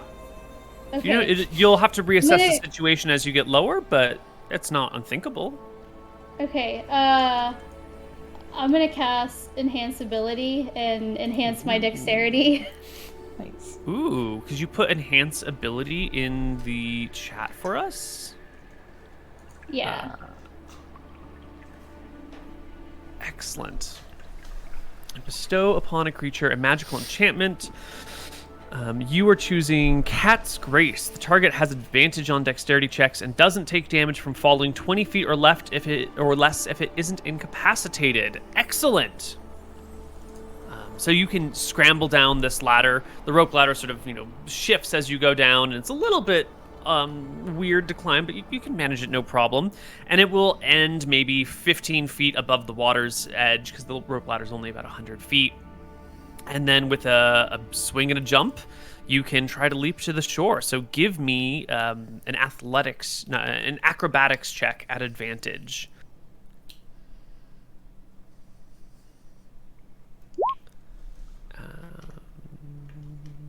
Did it not click? It clicked, but we want acrobatics, and we want it Oh, twice. sorry. It's okay. There we go. Oh, there you go. Easy peasy. You can leap over to the other side, land with a nice, gentle crouching position, and you'll find your feet like sink quickly, maybe an inch and a half into the moist soil over here. But now that you're down here, you've got a really good view. The shoreline is maybe, 5 or 6 feet wide right where you are, but it seems to open up to a 15-foot wide shore on your side and wrap along the edge of this wall towards the back into the darkness. It's still pretty far out. You can see maybe 65, 70 feet with whatever candle or torchlight you've brought with you. And there's still more to be discovered. I just don't want to imply without your consent that you walk into the darkness alone. Yeah, I think that I won't. I will stay put for the moment and just shout, "Hey, the mud's safe. It's fine over here." Do you, can I throw you an extra torch? It seems a little dark. Yes. Okay, and I will turn around and see if anyone's got a torch nearby, because I never bring torches for some reason. Yes. The miners bring forth many torches and tinder boxes to help light them if need be. Nice. Yeah, I guess I'll just light one of the torches, and then, am I good at throwing? I don't know if I can throw it well, or do I need to roll for this? How does this work? You're just gonna toss a lit torch down to her? Yeah. You could toss me the tinder boxes. I could do it myself. I mean, if the mud is very maybe it'll stick in the mud. I can just throw it as a spear, right? It'll and then it's fine. You could. I Yeah, could hold it out, and you could fireball at it. Well, do I really want to cast spells on here?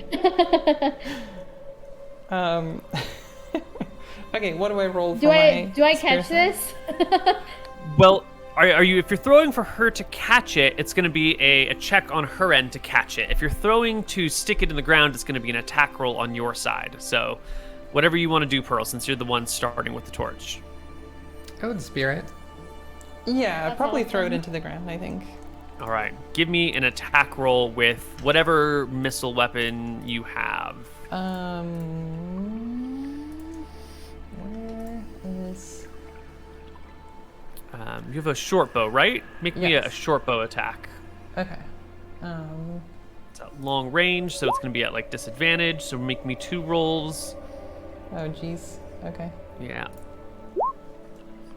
A 10 is good enough. You do Nice. indeed toss this, the torch, and it sinks maybe 6 inches until it's just the top of the torch sticking out over the mud, creating a nice little, firelight right at the mud surface. Can I throw another one? And more- I don't know how many... Yeah. Because it would be nice to have 4 of them down there.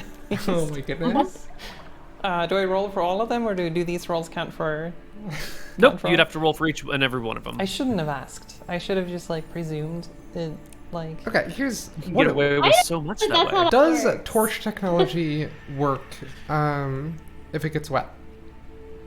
So the torches are usually a wooden haft with a metal head on top in which a certain type of cloth has been wrapped and then soaked in oil. So if the torch gets a little bit wet, that's not that big of a deal because the oil will repel the water. But if it soaks in the water, it'll get really messed up. Right. Okay. Okay, second torch. There we go. Great. 2 torches Nice. stuck in Okay. the mud. Love Third it. torch. Great. Wow. Now I get the good rolls when I'm throwing torches I was gonna into the ground. say, never during combat. All right, and last torch.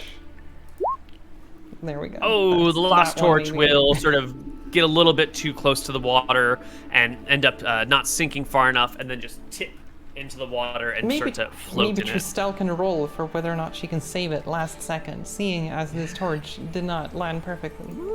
Is it reaction? You can... First off, how far into the water are you willing to go after this torch? The further you go, the easier the roll. The less you want to venture into the water, the harder the roll. Less. I'm a little sus about what could be in there. Yeah, all right, so give me an acrobatics check, and you'll need a 15 or higher. Hell yeah. Yes. Hell Thank You managed to get you. over there fast enough that you can fish out the torch before it gets too soaked.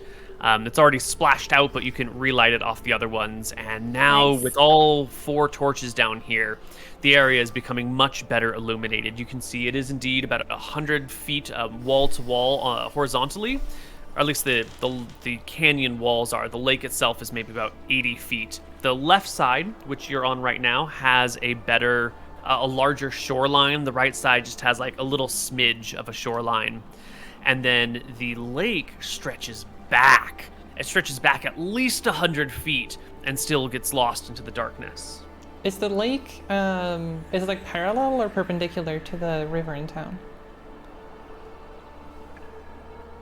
Perpendicular to the river in town. Okay.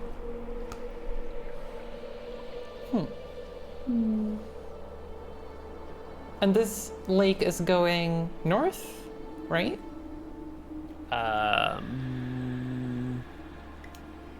I always forget which side of the canyon the mine is on. I think it's on the north side. north side, right? Then it is going north, yes. Okay. Yes, it is headed north, 100%. Neat. Okay, see, if I look into the whole place now, does the wall look like it's climbable all the way to the little shoreline where Tristel is? Looking down, you can see the lower parts of the wall glisten with moisture and water, and they are significantly smoother than these upper portions.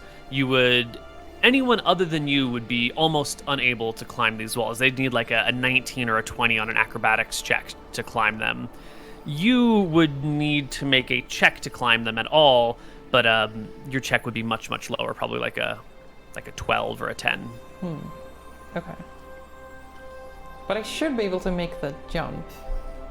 But that's also risky. That's also a roll, and I really don't like water. Could we see if we can find some way of extending this rope thing so it actually reaches the ground? Or reaches the water at least? Chester, the foreman of the mines, will call for another rope ladder, and someone will come with one, and maybe it takes like an hour to find an extra old rope ladder lying around in town somewhere. They'll pull up the existing one, leaving Tristel down in the bottom of the pit for a little while they attach the 2 rope ladders together and then talk about how best to angle them while still anchoring them. But this does leave Tristel abandoned and alone for a little bit. I mean, we're still Tell me. in the opening, at least, so we're nearby. Yeah, you can communicate and see. Tristel, Sorry, while one you're... moment, my headphones just died actually. Oh, Oh no. I'm debating if I would have gone down during that time and tried to make the You could same go down. swinging leap. You could go down before they pull up the ladder. I think I would do that, yeah. Because I would want to protect Tristel and feel a responsibility. So the sheriff is going to head down there as well. Are you leaving your armor on, or are you taking it Taking off? my armor off. Okay. Um, Go ahead and scramble down the rope ladder and give me an acrobatics check. where is acrobatics? There we go. Oh my god, it's such a good roll. You too can manage to leap to the side and land in the thick, heavy mud and make your way fine. Pearl, did you want to go down before they pull the rope ladder up? I don't know. It's scary. Scaredy cat. Yeah. Okay, how far away are they? 115 feet down and about 10 feet over at the very minimum. If they wander about, that range increases. Okay. That's fine. I'm just reading through the ranges of all of my spells. That seems okay. Yeah, I think I would stay up there. I think, but like right by the entrance. I don't think I would go anywhere. Okay. So the two of you, while they pull up the ladder and reattach it and try and figure out the best way to anchor it down there, and ideas are passed about, what are the two of you in the bottom of the mine near the underground lake? What are you two doing? I think we're gonna wait until we have an escape route. And be on Tristel? guard, yeah. You sound like you might want to go explore the darkness. Yeah. Test the acoustics. Sing Okay, some then I'll spooky come with. songs. Here I wanna can't stick see together. though. Yeah. I mean, you do have an Yeah, abundance I'd of bring a torches, torch so- with. Oh, I don't have music right I'm now. gonna so I don't know if cast that's invisibility on myself. Oh, then I will not come with. I see. I can cast it on you too, Kira. Oh. Okay. I forget what base AC without armor is. So what my AC is right now. Because I have a shield, which is +2. Right, we should be able to just unequip your armor, Oh. and the AC should automatically adjust. Huzzah! Neat. Invisi might be what- a good way for you if you're squishy. What? Or maybe it's bad to ask. I probably shouldn't ask. That might Go make for things it. complicated for us. I mean, if you are holding a torch and someone casts invisibility on you, what happens to the light that is supposed to emit from the torch? Fair Because if it's question. invisible, then that light is not hitting anything. The torch continues to shed light, but it does not. You don't see the torch, so you will see like a bright spot, but you don't see the flames. But you see the brightness of the light Okay. as it like moves across. So it's just sort of like a weird, like will-o'-the-wisp type effect moving. Okay, good.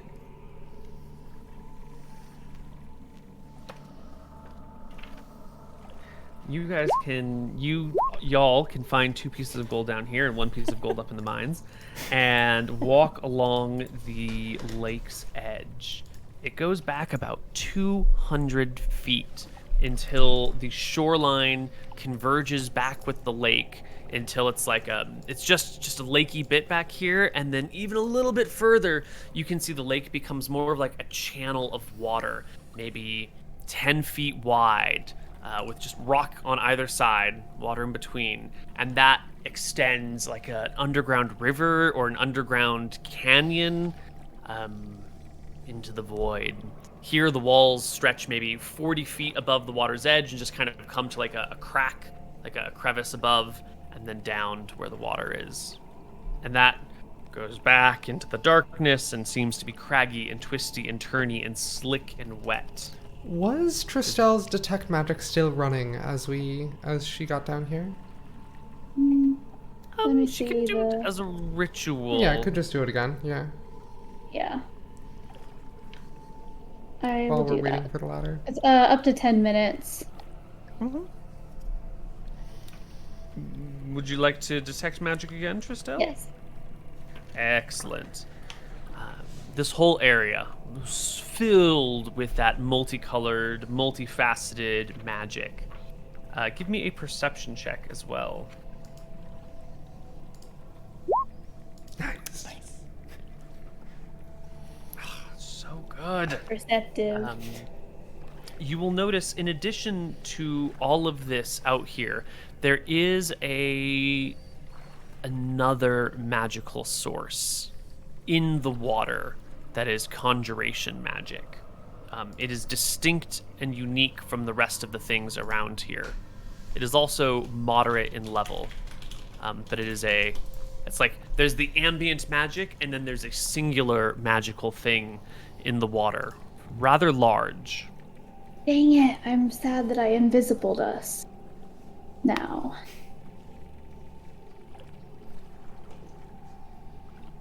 Because casting any spell breaks that, right? I do believe casting any spell breaks invisibility. Yeah. Oh, So conjuration allows you to summon physical things. It's not just illusions, right? Right, illusion is its own school of magic. that's what I'm wondering. Because I'm invised, but I do have identify. But I'm afraid touching it is like an interaction that does something, and I would need to touch it to identify. I feel like it's Nessie. It's definitely Nessie. It's what? Loch Ness Monster. Oh, no, for sure. Yeah. Do we want that? A little sketch. Was it deep underwater? Like how far down? Not very deep, maybe even near the surface. It's hard to tell with all the swirling magics on top of one another. Yeah. Maybe 20 feet out into the water, and then like just below the surface, or maybe a few feet below the surface. I think we want to wait to do anything until we have our escape route. Because, Yes. yeah. With that 22 perception check, you will also see that the walls of the lake shore down here are just riddled with ore veins of silver, of iron, even little bits of gold are flecked into the walls all over here. This would be a wonderful deposit of metals and materials and minerals. There's like there's an even entire like layer of chalk that runs through the walls, maybe 30 feet up. There's a layer about yay big that's chalk all the way around, and maybe another 10 or 15 feet above that there's like a layer of coal that runs through the ground. This area appears to have incredibly rich and varied deposits of natural resources. Natural. Press X to doubt. I mean, Let's Does that wait for the mean- ladder. I really want to Yeah. wait. I'm spooked. does that mean that whatever's in the water? I don't know. But the walls did not show the conjuration stuff, right? Or actually, maybe I shouldn't say anything because I'm not there. But, I assume not. yeah, I'm guessing not because it was only... Correct. Yeah. Yeah. They just have the multifaceted magics.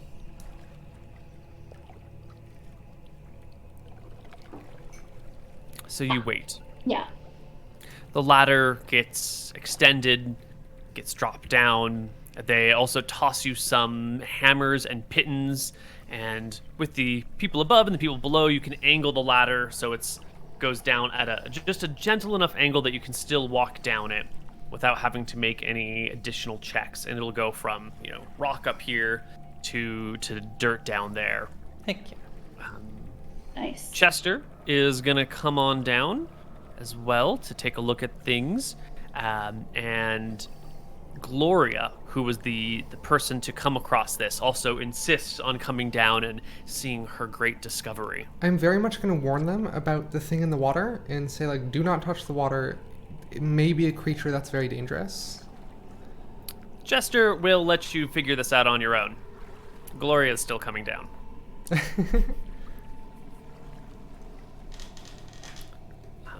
Soon 4 of you are down here at the lake's edge. Gloria walks around looking at the rocks, finding the little gold deposits, and quickly pulls out a small hammer and chisel and taps at it, pull out a chunk of gold, and runs it back up the ladder slowly to show the people above. Nice. I will also have climbed down the ladder at this point so that I'm also down there. No checks needed. Definitely not falling in the water today. Good. I have a partial plan that is probably not actually useful. If we all climb like a third of the way up the ladder and chuck a rock at the thing in the water. Or wait, isn't the thing in the water much further away than the ladder? Oh, is it like hundreds of feet away? I It's thought about so. 30 feet from the shore. But from the ladder, And- like, could we chuck a oh, from rock the from ladder. the ladder? Yeah, it's about 80 feet out from the ladder. So if you get high enough, you could easily throw a rock that distance. That Okay. sounds like a good experiment. Yeah. I'm down for this idea. Yeah. I'm not There's going to magic be... in here. Let's throw rocks at it. It's a I'm great not gonna be idea. close to Yeah, it, though. definitely. And so my goal is, if it's a creature that can become angered, then this will anger it and cause it to try and attack us, but we'll be up the ladder and out of its reach. Yeah, better do it now than at some random moment during the day when there's miners there. What if it's a really nice creature? Then And great, you're just even throwing better. rocks at a nice too. person. I mean, I'm assuming it's going to be We'll underwater apologize. and not actually hit by this rock. It's just gonna like be a loud splash right next to it.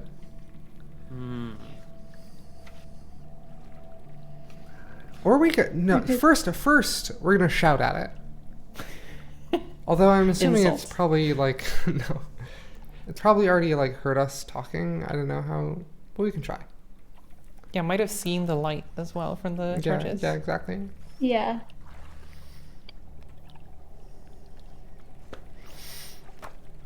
Well, what do you want to? Hello. Well, first, I guess try and make some noise, see if it can hear us. And if nothing happens, then Kyra is ready to throw the rock. Yeah. So just a singular hello. Yeah. Give me a charisma check as you call out. You who calls. I calls. Oh, you call. Okay.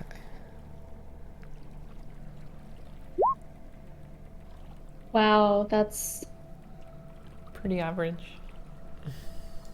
You can see the waters begin to ripple a little bit, and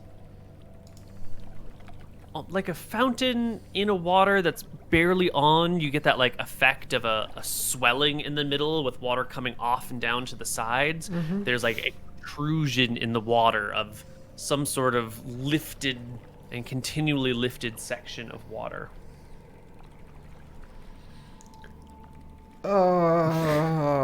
just from yelling at it?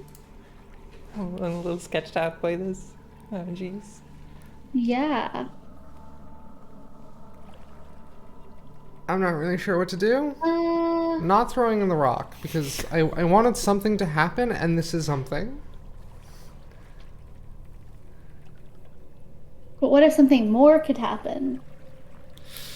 See if you can talk to it, Tristel. It seems the water seems to react to you, right? Can I shout again? Like, who goes there? There doesn't seem to be a reaction to that.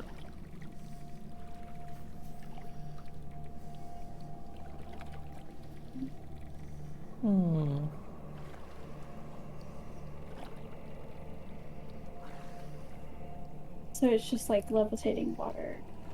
Yeah, just sort of like a swelling section of water. Are the three of you all like climbed on the ladder, looking out over your shoulder, calling to the water below? Yeah. I'm probably up top by the top of the ladder because I'm scared and there's a lot of water here. I don't want to hang above it. Of the other two of you, who is above and who is below? I'm still down. You're all the way on the ground? Or did we climb up? Yeah, I was gonna climb like a third of the way up.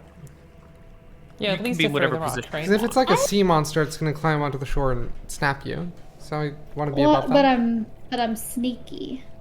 Okay, if you trust in your own abilities, then go for it. I don't. No, yeah, I mean, if everyone else is going up, I'm like, oh yeah, I'll just follow up. But no, I like up top, not on the ladder. Definitely not going to call out while I'm still on the ladder. A few moments later, the like swelling begins to diminish, and soon the lake is mostly still once again.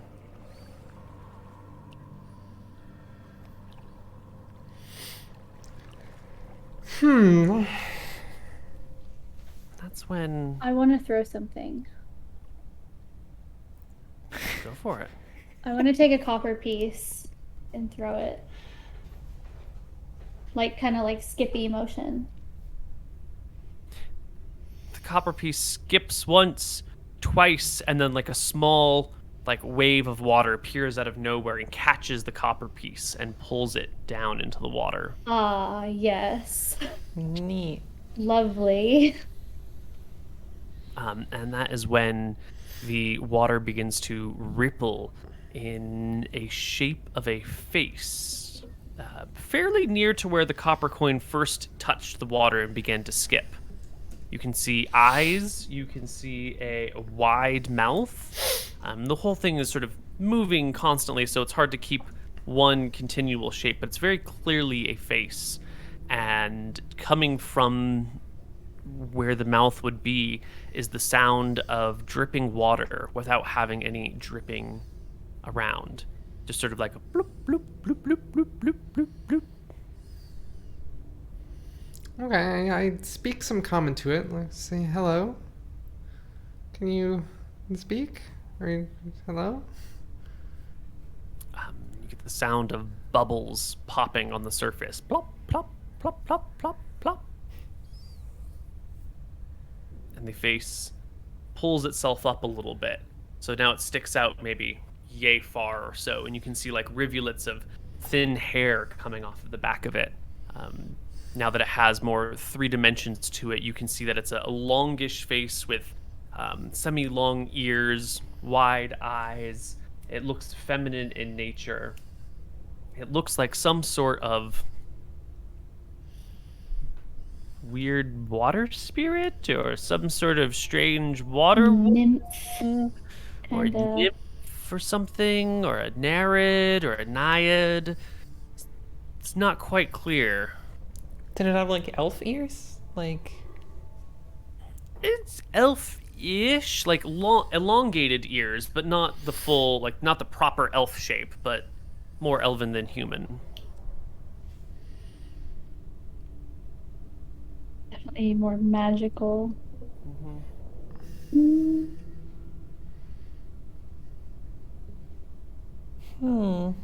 You're It all is still not speaking. invisible right now, right? I'm not. Except for Pearl.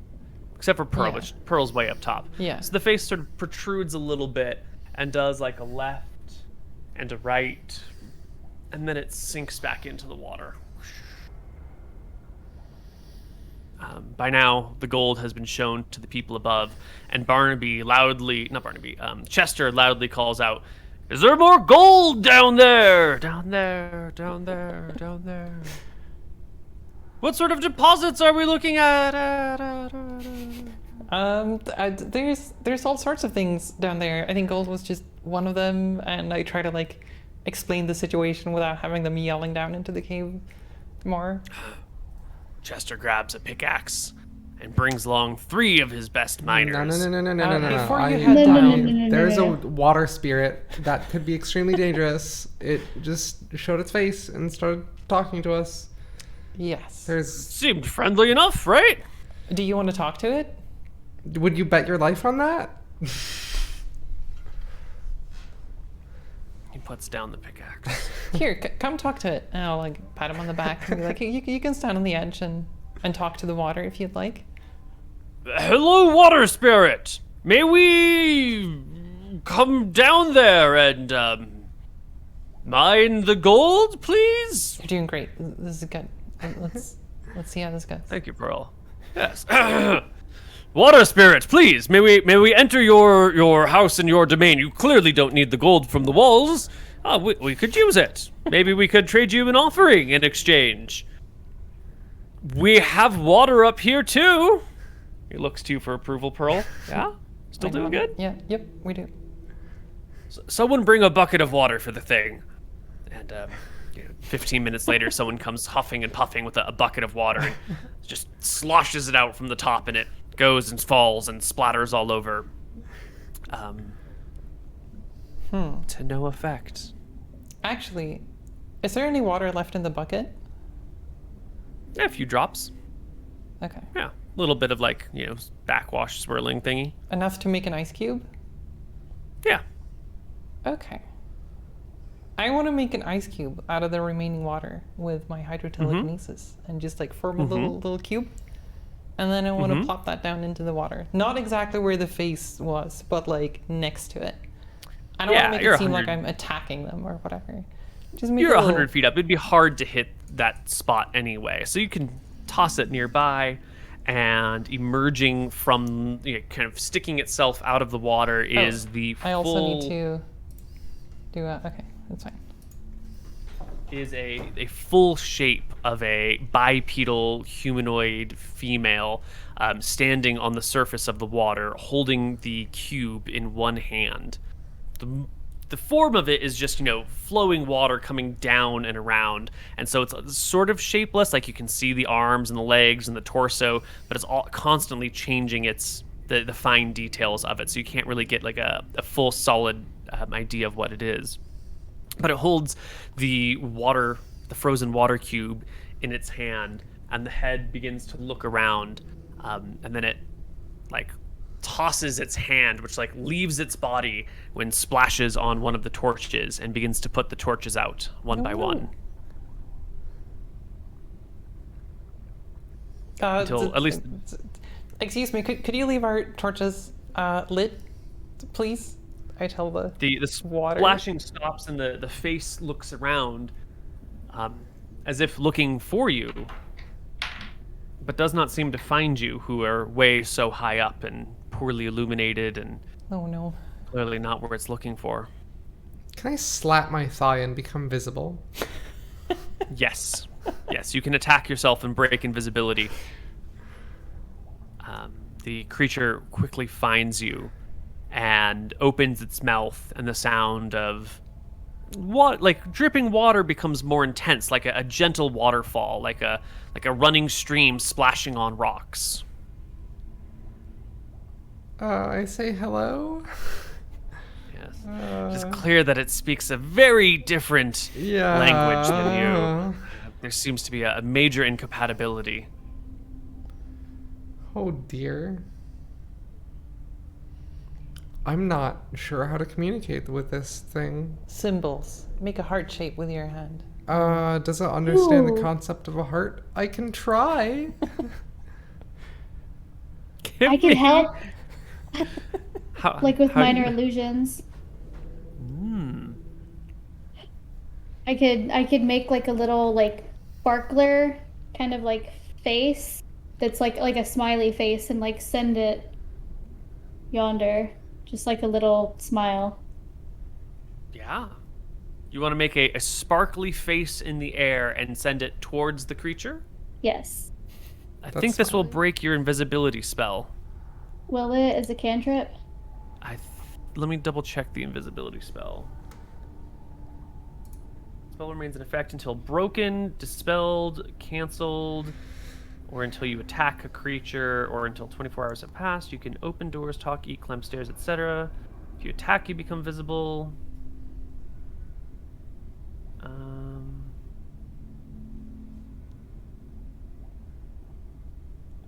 Doesn't specify, but I think I'm going to rule that spellcasting breaks invisibility, Yeah. even cantrips.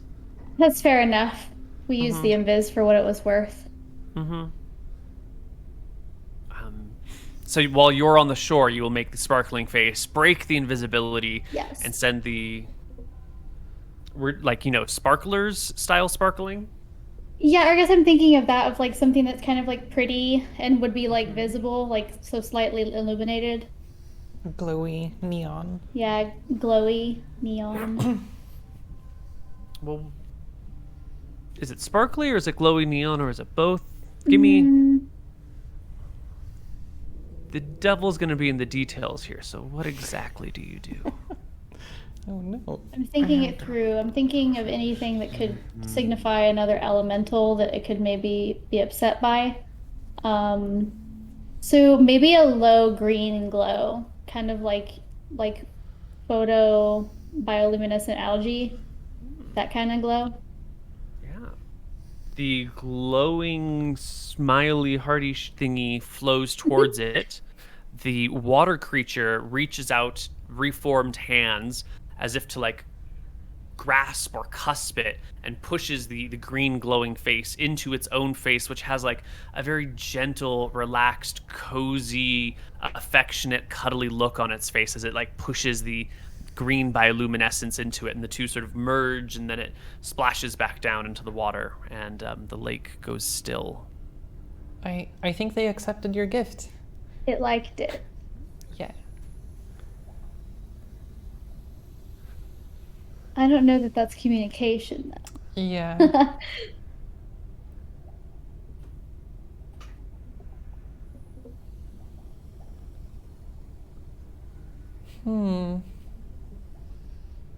So they don't like light, it seems? Or fire. Or fire. They like light because they just squish the green face into their face. Yeah. Yes. But fire seems like a no-no. Green torches. That's what we need.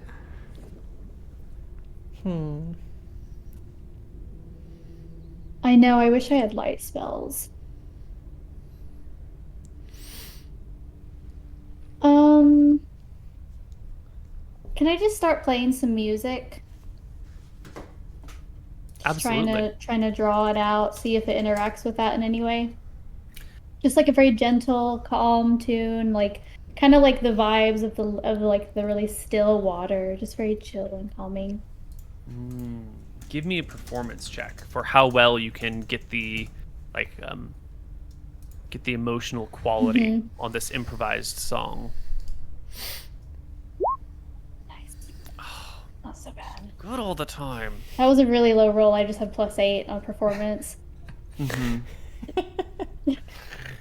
Just a +8. It's fine. Is it the expertise thing that you have? Yeah. That's insane. Well, yeah, and my charisma modifier is 4, so that helps. But you will see the water near the shoreline rippling and pulsing in ways that water ought not ripple or pulse. Like the ripples will start and then end, and it sort of forms a visual pattern that responds to the music, sort of like a visualization effect that you might have in Winamp or whatever. Myself. While this is going on, can I climb down the ladder and put my hand in the water? Yes. As you put your hand in the water, you feel another hand grasping and holding yours, but not tightly, just as if someone else has like slipped a hand into your hand.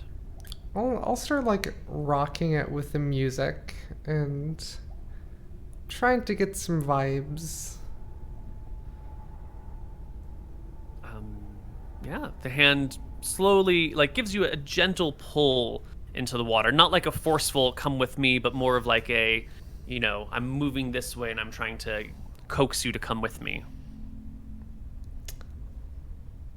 I don't think I follow. Okay. It doesn't, force the interaction.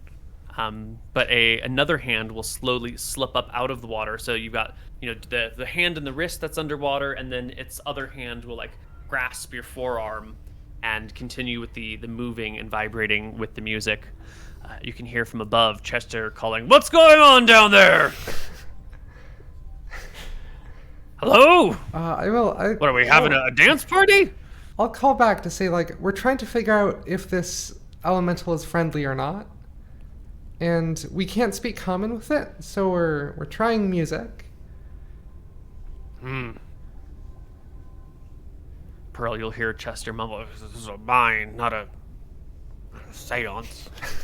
Work to be done, money to be extracted from the ground here." Look, we're here for security reasons. It could be dangerous. We need to ensure your safety working in the mines. We don't know what might happen if all of you are down there. Yeah, I just got gold fever, is all. You'll get your gold, don't worry. Gold's not going anywhere. What were you saying, Tristel? We can touch the water then. Yeah, I was trying to judge if like they would react violently or would be okay with water contact. Seemed like a positive or neutral. Yeah, I'm a little sketched by pulling into the water to drown and eat, but it's fine. But if it's not violent, it's more like, this is my playground and I would like to be here. Yeah, but like if you think about some animals attempt to play with other species and they end up killing them. Like cats playing with mice?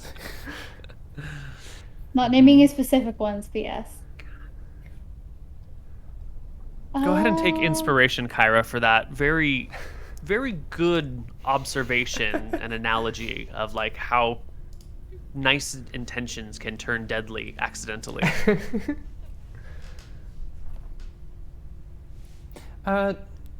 Chester, while we're here, could you go find Gloria? Or you could just ask Gloria to think of a name for this place. This seems like a pretty special place, and I think it ought to have a name. And Gloria was the one who found it, so I think I think she should be the one to name it. Gloria, the former warlord and, sacker of towns turned miner and gold finder, has a name on the spot. She found some gold down there, and it's a giant hole, and Gloria found it, so she's going to call it the Glory Hole. Yep, walked right into that one. No. I didn't intend for it. No. But you know what? Gloria. It's fine. Gloria can... It's fine. What a name. You can veto this. Everyone exchanges very uncomfortable looks as the, former murderers, yes, we're going to call it the Glory Hole. And Chester's like, ugh. And some of the other miners oh, that's great. That's an amazing name. I love it. Good job, Gloria. You're definitely one of us now. See, I wanted to build some camaraderie and make Gloria feel like she's belonging here and get to name things. I like that. It's fine. They nasty, but I like it. It's the chummy kind of nasty where they make friends, Yeah, y'all go roll around in the mud, have some fun. Exactly. Yeah. Rascals. Oh my goodness, that was epic. Well, while we can... Oh, go ahead, please. Oh, no. Okay, I see the water touching. That looks great. I want to cast Identify and touch the water. Ooh.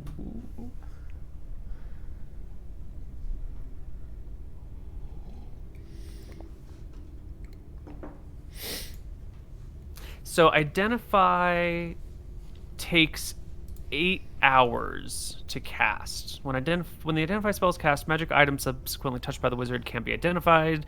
The 8 hours immediately preceding the casting must be spent purifying the items and removing the influences that would corrupt or blur their magical auras. This says 1 minute. Let me put it in chat. It does say... Am I looking at the wrong... I am looking at the wrong Identify spell. I am so sorry. I'm looking at a completely different edition of the game. Here we go. Looked up the wrong spell. Completely different balance. Oh my goodness. Yeah, not an 8-hour spell. 1 minute casting time. Here we go. Oh, it requires a pearl worth at least 100 GP. So I don't know if I count. If excuse me, but... You do not want to be consumed by the spell, do you? You don't want to I don't think I would Okay, want, no. fair enough. Dang, I keep forgetting about that because the one I use the most, I think, is Sleep, and it requires rose petals, which I always have because of my admirers, so... Oh. I just assume that I have roses. Okay, fair enough then. If you instead touch a creature through the casting, you learn what spells, if any, are currently affecting it. Interesting.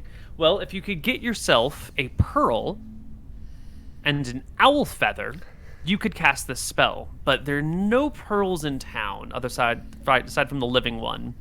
And you might have a hard time finding an owl feather. These seem like the sorts of things you might need to visit a proper town to pick up. Definitely. Maybe when you go on your weapons run, you can also grab some components to investigate. Yeah, I'm wondering if that might actually be the play for understanding what's going on at this lake, is like, we don't have a way to communicate with it. However, getting more information. Henrietta is showing up soon. True. And Henrietta might know more, or be able to tell what is happening here. It's true. I have a very awkward question. Because I have no notes, and now I can take notes, I completely forgot who Henrietta is. Some sort of witch? Something or other? A sorceress. A wizard, right? Yeah. She came on the boat through town. She's just like checking stuff out, I think, like along the river. And we showed her the crevice. Did we discover the crevice at that point? No, that was before for that, I'm pretty sure. We took Henrietta to the weird floaty blobs of magic. Henrietta was the person with the potion, where the potion like stirred and reacted to those bubbles. Wait, potion? What? Yeah, or like a bottle of something reacted to those magical bubbles. Oh, right. Yeah. They seem knowledgeable. Told Pearl about Tabaxi existing, being a thing. And they also seemed busy, because they were in a hurry. But yeah. Why don't we take our last break right here, and we'll come back on the other side with a little bit more Embers of the Wilds. Yes. Yeah. All right. Thank you for sticking around, and I will see you all in a bit.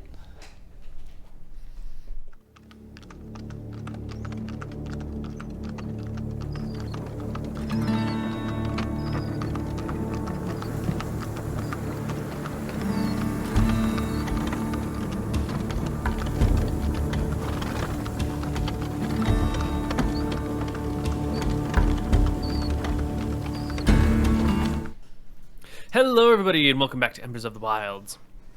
So, are there any other investigations that we would like to do here, or should we let the miners just go about their stuff, or should we quarantine the area and wait till Henrietta? How would you like to approach this situation? I mean, while we wait for Henrietta, I imagine that we could do sort of a step-by-step thing. Like, try, like, what happens if someone mines the rocks nearby? Like, sort of do that. Like, we can be there in case something happens, and then someone can start mining and see, like, does this anger the water? Like, try those things step-by-step to see whether or not it's safe for people to mine here. Because obviously, everyone is excited about all the minerals down here. And so I feel like everyone's itching to do that, and just quarantining off is going to be frustrating for them, I think. Because they've been working hard, like doing this for a long time now. So I think it's probably good to be proactive and try to make progress. Fantastic. Love it. Give me this setup. Is it one person with the pickaxe? Is it you with the pickaxe? Is it Chester?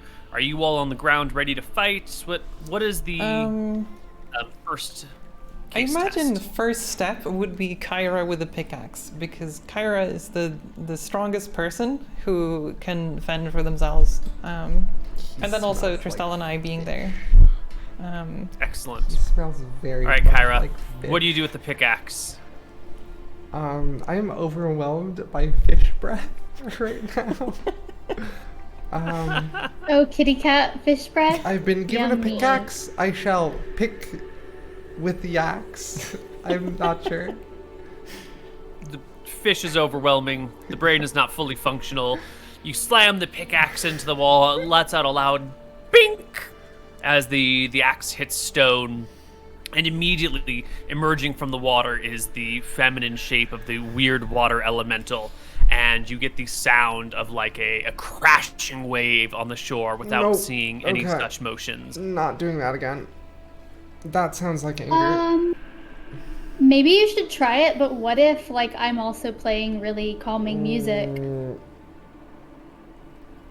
What if we exploit this person's home, but there's calming music?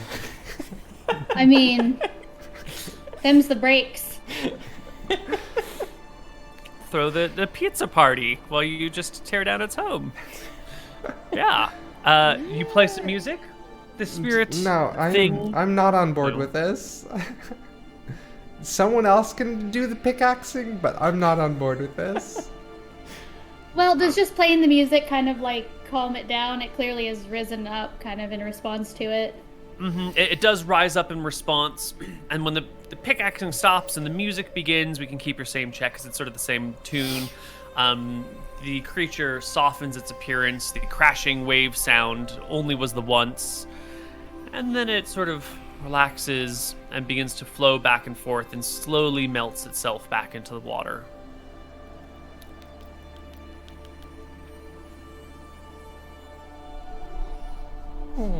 Well, pack everything up. We can't mine here. Do you want to be the one to tell the miners that? Oh, goodness. Mine and die. Don't mind. Don't die. Are you gonna turn that into an inspirational song? I'm just like a PR machine. Buddy. Pal. Propaganda. It's your blanket. So this is what you relay to Chester and the others. Well, we don't want to piss them off. They were excited about this place. And if They they want to can't die? Are they excited about dying? So maybe we can tell them. So there's something here. We don't want to disturb it. We, in very short time, will be going to get weapons and are going to meet with a wizard. Let's see. Let's keep our heads cool. Let's see if we can relocate this elemental or otherwise make peace with it. So like have our cake and eat it too, but in time. We need the wizard to figure that out. Yeah. The wizard or someone in town if they don't know. They might not like this, but if we wait, then we can find a solution, I think, that everyone likes. Give me a, is it persuasion check? I think it's a persuasion check. Yeah. Okay.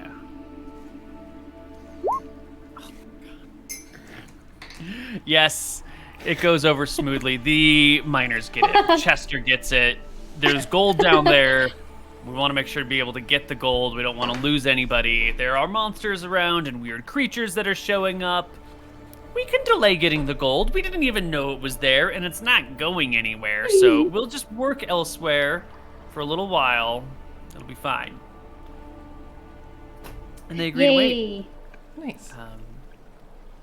Someone will even use put up like a leather seal around the crack that's been held so as not to let sound from the regular mining operations disturb whatever may lie down in the deep. And they will pull up the ladder too, just in case, you wouldn't want the only good rope ladder that would go down here to be damaged or ruined. So they pull it up and put a soft seal on the mine. And that is that.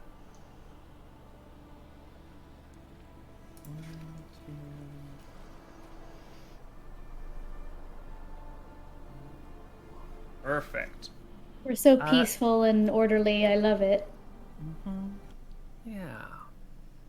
The next few days pass relatively uneventfully until Henrietta arrives on the 30th of August. Tomorrow is today. They are also driving in the last bits of gear and machinery for the drawbridges, and tomorrow the drawbridges should be complete. But today, Henrietta shows up, walking up the canyon, waving a large white flag on a stick, just as a don't want to cause any problems. Coming in nice and peacefully. Hello. Hello! She calls out, more excited than the last time you met her. I assume I hear this and I very happily respond and approach, and I'm like, hello, welcome back. Yay. Oh, why, hello there, dearies. Oh, it's been quite an eventful time since I've last left you. And now that I have more time and energy to focus on these things, hello, how do you do? How are you on this fine late summer day? We are doing pretty great. We have quite the array of mysteries for you. Well, splendid. I have found quite a few things, and I am happy to come and see what you've got going on. I've noticed the magic around here is quite a bit stronger than the last time I've come. Have you managed to discern the source of all of these happenings? Are there more of those mysterious magical bubbles going on? Has anything else appeared in town? What have you seen? She wants to know everything. Yeah. And she quickly bombards you with such questions. Yeah, I'll try and answer it and be like, we just like casually thrown that we found some sort of water elemental. My. Oh my.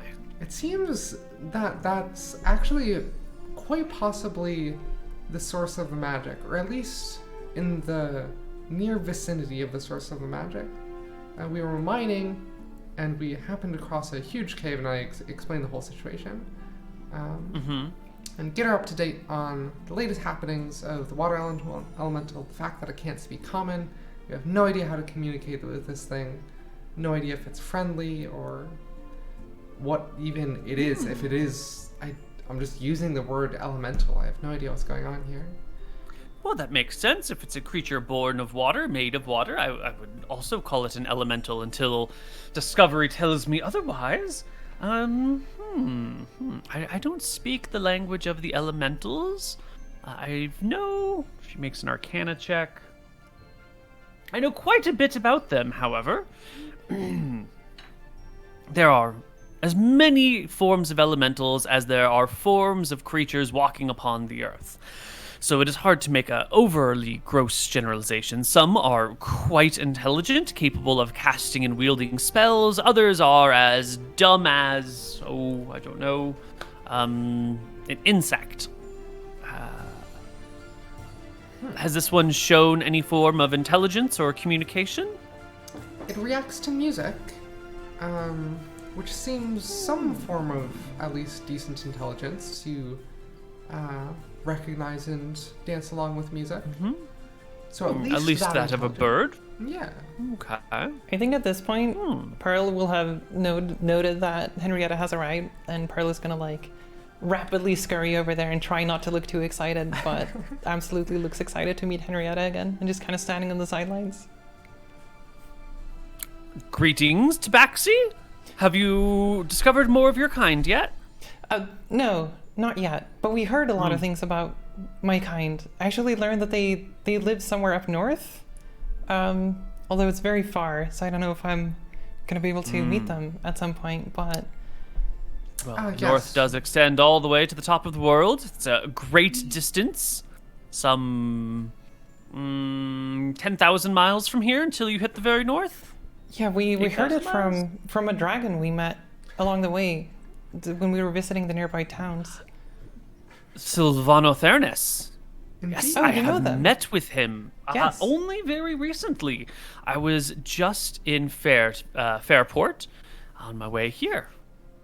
Heard about the dragon, had a quick stopover, had a little chat-see with the great silver beast. Seems quite the amenable fellow. Are there many dragons around here? No, this is the first dragon I've seen in since the war, perhaps, actually.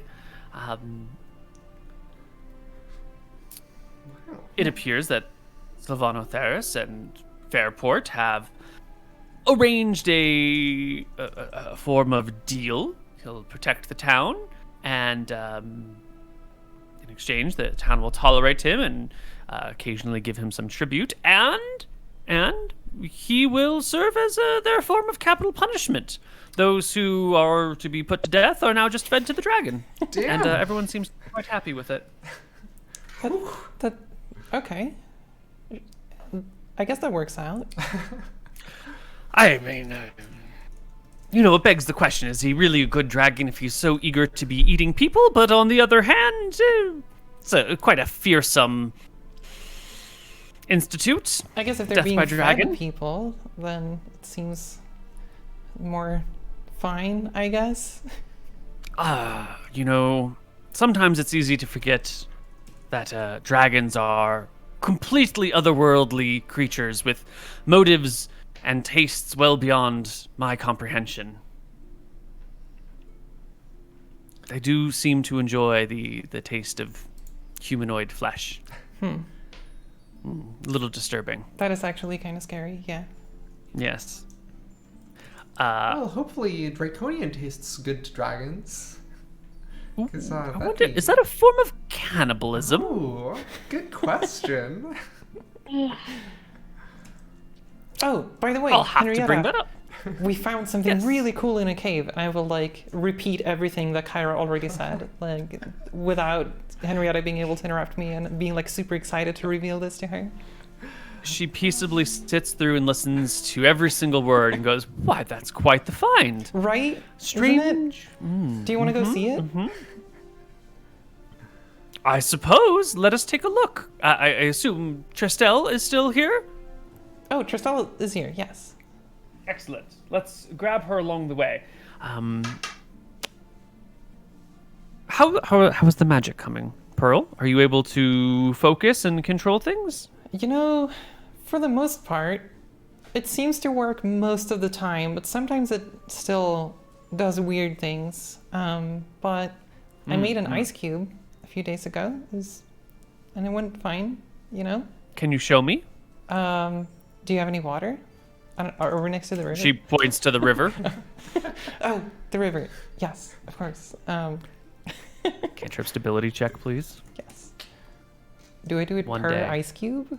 Or is it like... Per casting. Okay. I make a little... One day. Little bundle of ice cubes, like 4 of them, and like float them out of the water. Mm-hmm. Nice. So good. So good. See, it worked this time too. And then I'll like float them toward Henrietta into her hand if she's reaching out a hand. Ooh. Yes, she reaches out and touches them. Nice. This is wonderful.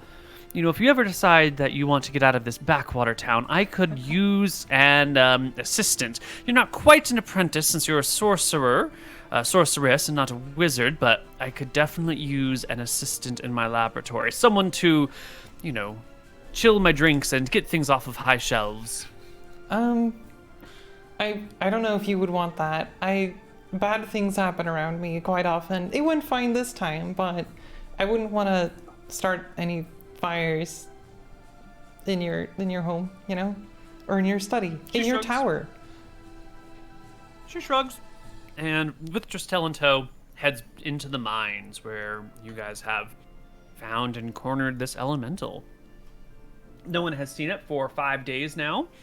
As you head on in, the miners will stop the picking as you move through their area, as you unbolt the leather cloth that blocks everything and lower the ladder. Someone's still going to have to climb down and hop over to reattach the ladder in the right spot, but it appears everything else is as it was left. Henrietta is practically jittery with excitement as the ladder is dropped. Who goes down first to make the acrobatics check? Oh, because the ladder is not attached yet? Or... Yeah. Okay. Someone will have to attach it. Oh. You can't... I have pretty high acrobatics as well. Okay. Like... Whichever one wants to. Yeah, I only have a +3. I have a +5. Okay, I have +5 as well. So either... You know what? I'm gonna do it because I want to look Do it. cool in front of Henrietta and impress her because I look up to Henrietta. So I'm just gonna pretend like to be that. confident about this and just do it. You know? Only a 25% chance of failure. You can do it. Acrobatics check. Mm-hmm. Do I get 10 or any higher. sort of advantage for some No. reason? Let me think. Let me see if I can. Inspire me, please. You know what? I can. Can I give you a bardic do this. inspiration? Is that for skill checks as well? Oh, maybe not. I can use Tides of Chaos for this, What? Yes, do it. and then gain Yeah, yeah, advantage yeah. on an ability check. Yeah, this is an ability check. Yeah. Okay, I'm gonna do that. Oh dear. Great. It's not gonna trigger anything now, so it's fine. Yeah, it's gonna be a dry season, and Barnaby is gonna come around. It's say, fine. You light any fires, and Shush. everything's gonna explode. It's fine. Okay, all right. Acrobatics, we got this. Oh, beautiful. Hell yeah. Yes. You clear the jump and quickly attach the ladder, and everyone comes on down. Henrietta looks about the vast cavern and lets out a low whistle to herself. Comes over and puts just up the tip of her pinky finger in the water and shakes it off and does a 10-minute ritual of detect magic, gazing throughout the room. And then reconfirms everything that Tristel has already seen with it, mentioning that there's, you know, multicolored magic all over the place, that it has a fairly strong presence here. It's moderately throughout everything. and that there's indeed some sort of magic, conjuring magic in the water here. This must be the water spirit you were talking about, the water elemental.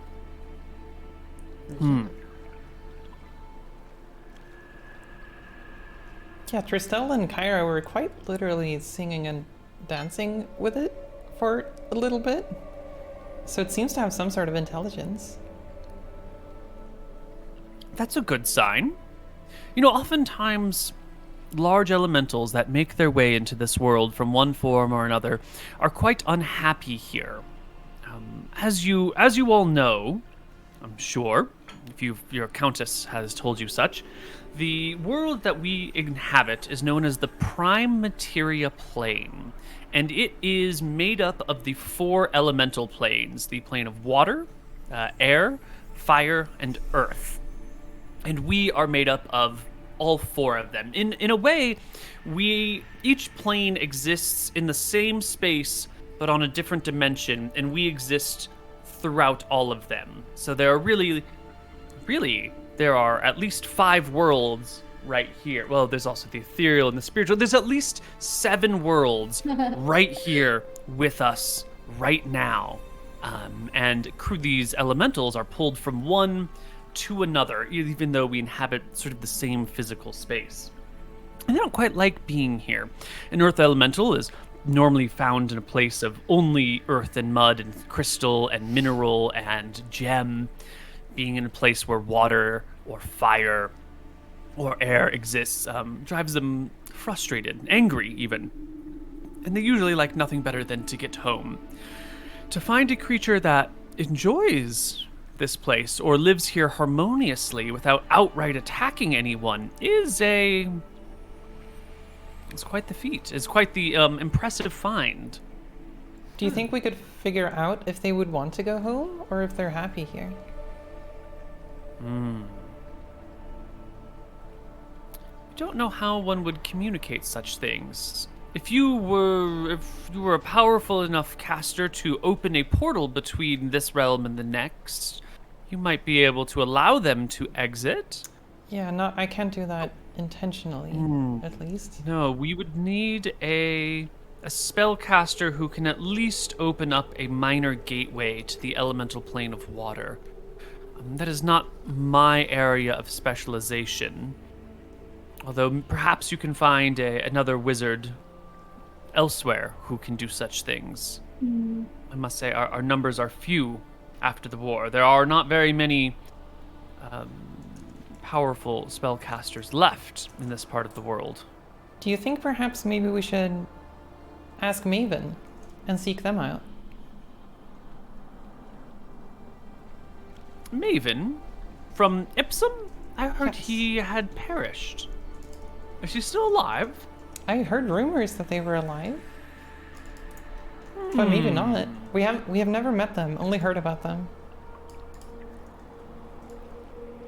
I know that Ipsum was a powerful city before the war. Something about mighty dinosaurs that the prince of Ipsum rode along with his cohort.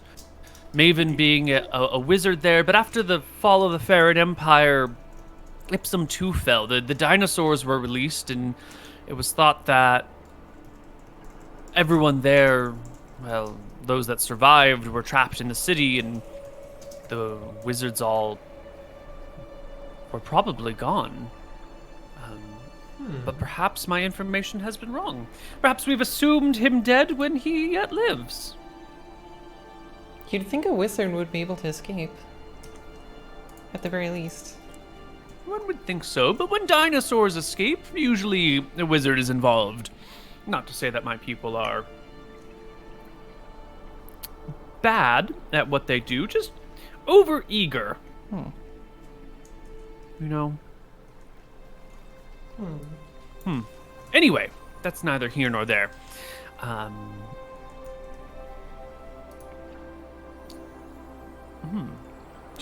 there any tests that you have run, or tests that you would like to run on this creature? Yeah. I gave it an ice cube earlier. We could try that again. Definitely Please. seems to, like, I explained the fact that I used a pickaxe and it did not like that. Does like music. The hand grabby thing. Although Pro music, anti-loud pickaxe noises. Sounds like me. you know, last time I made an ice cube out of a separate body of water rather than this water. I don't know if that's rude to do. I don't know if I'm turning this creature into ice if I make an ice cube out of it. Does One the way to find out. elemental reside in this body of water, or is the entire body of water the elemental? Very good question. As I understand it, elementals are spirits that inhabit water. So any given drop of water may be part of the elemental at now or not part of it later. Think about it like the air that you breathe in. Sometimes the air is in your lungs, sometimes it's out of your lungs, sometimes it flows through your body. However, the elemental can only take up so much space, can only control so much water at one point. The amount of water they can control is usually tied to their life force. If the elemental were as large as this lake, it would be a truly ferocious monster. It would be well beyond anyone's ability to handle or tame. Maybe I can make an ice cube very slowly. I will try, and then I will reach out my hand toward like the edge of the water, not like in the deepest center parts, and slowly freeze like a sphere of water. Okay. One more cantrip stability check, please. Oh, right. I forgot about that. It's fine. Wow, it's 1 in 20. I've tested it multiple times. I know it works. You just get real lucky. One of these days, though, Pearl. Maybe it's in my client or something. You know, I don't know. you test it with ad blockers. I'm just kidding. Does it freeze? Yes, the water freezes. I will slowly float it toward the center where we saw the creature last time. Yeah, as you begin to lift the water, the cube up, water kind of comes underneath it as if like a hand supporting the ice cube as it begins to float. I will let go of it so that the water can catch it. Yep, it just kind of catches it and holds it, and then the arm closes around it until the ice cube sort of tries to bob to the surface but seems to be restrained by the water, and it gets plunged under. During this time, Henrietta gasps. Oh my, this is most fascinating. I wish I could speak with this creature. I wish we could communicate. You say music works with it? What about, and she looks around the cavern, how large is her domain? I'll explain like how big she appeared when she was fully out of the water. And that might help answering that question. Yeah. She cocks her head to the side and goes, huh. And the size of the lake? We walked along the shoreline for, what was it, like 200 feet? And it seemed to stretch out into the darkness, and we're too afraid to like get a boat down here and sail in the water to fully explore. Have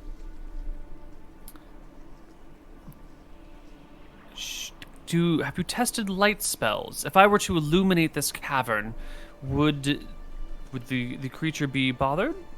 I think they would probably be okay. They didn't like torches, but that might have been because they don't like fire rather than they don't like light. And I explained the thing around like the glowing green face thing.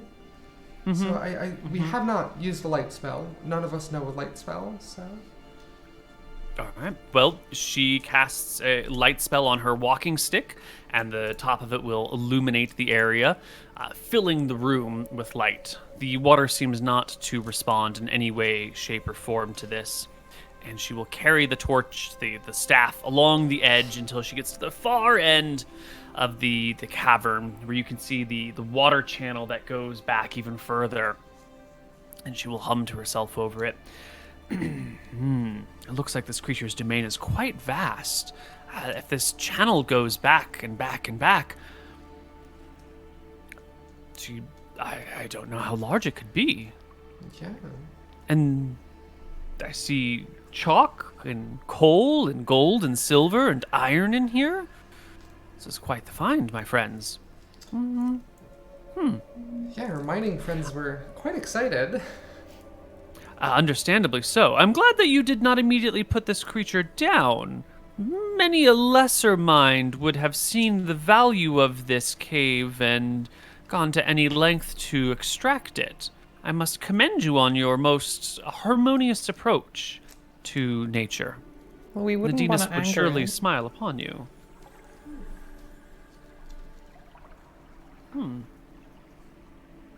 I just keep to myself, the reason that we haven't killed it is I'm too afraid that it'll kill us first. Yeah, valid. Well,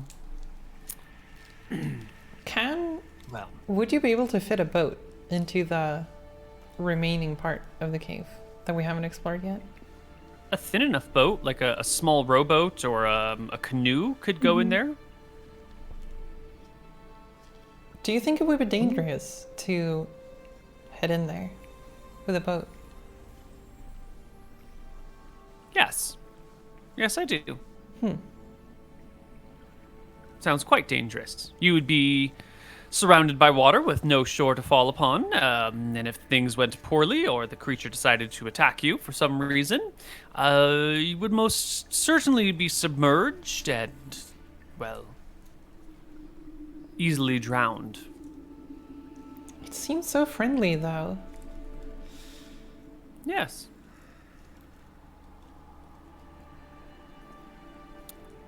That friendly creatures can be dangerous too. It would I be. suppose.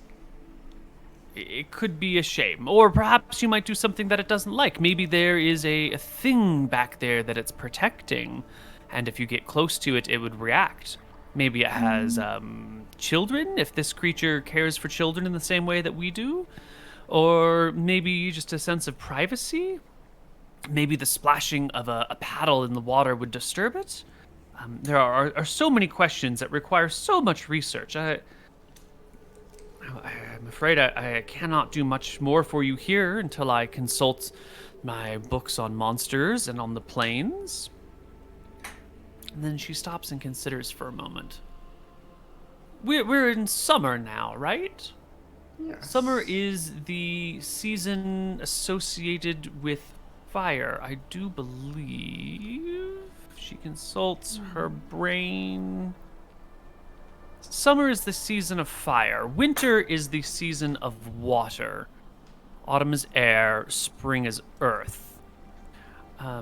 Perhaps 6 months from now, in the heart of winter, the creature will react differently? This is just a theory. I have no idea if one should expect that or not. Yeah, especially because it's so isolated from the seasons down here. So yeah, does it have any awareness of? I guess how does that work with seasons? Is it kind of having that contact with the natural world outside, or is it the general energies? As I mentioned before, the world is made up of the 4 elemental planes, and we move through space. There's a staff that holds the world up, and below the world, Nadinus holds the staff of creation that supports the world, and above the world, Tempos slowly turns the staff. And as we go as the seasons change, in summer we are facing the summer stars, and we are most closely aligned with the elemental plane of fire. For the planes are not perfectly made. Sometimes we are closer to one, sometimes we are closer to the other. In autumn, we see the few autumn gods and autumn stars, and we are closer to that elemental plane of air. And as Tempos turns the staff of creation that supports the world, and we enter the winter season where we all know there are no stars to be seen, The elemental plane of water is just a little bit closer to us. It's easier for water elementals to come and go, or for us to access water elemental planes. Those with strongly aligned water abilities or powers may find them enhanced during that period of time. Much in the same way that magic relating to souls of the dead are stronger during the full moon, as the moon, Falumbra, is the repository for all souls and the afterlife. So, seasonality does synergize with magic and with the elemental forces. Right now, this water elemental would be in its least favorable area, perhaps why it's hiding down here away from everything else. I don't know where this underground river goes, but we may find in the winter it seeks other ground, even. Interesting. How does it sustain itself? Because there doesn't seem to be a whole lot of food down here. And I don't know if we can bring it some food or gifts or something to make it happy. That's a wonderful question. I've asked myself 1,000 times. I have no idea how elementals sustain themselves. Fire elementals seem to make sense if they burn things, but they can also exist with no fuel. What does a water elemental do for food? Where does its energy come from? I don't know. How do they reproduce? How do they communicate? These questions are well beyond my knowledge. During the height of the Farron Empire, there were mages who knew such answers, but I was not one of them, and I fear their knowledge lost. Can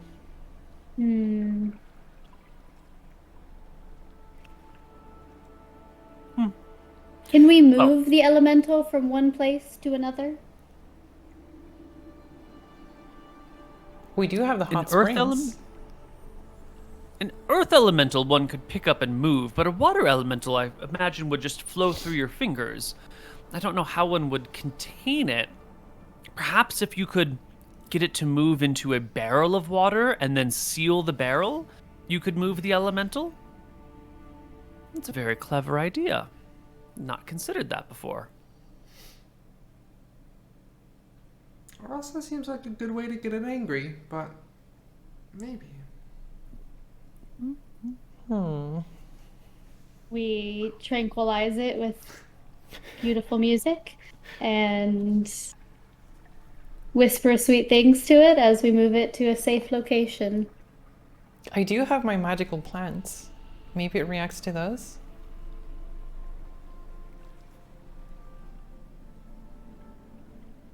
These ideas all sound wonderful. I would encourage you to try them.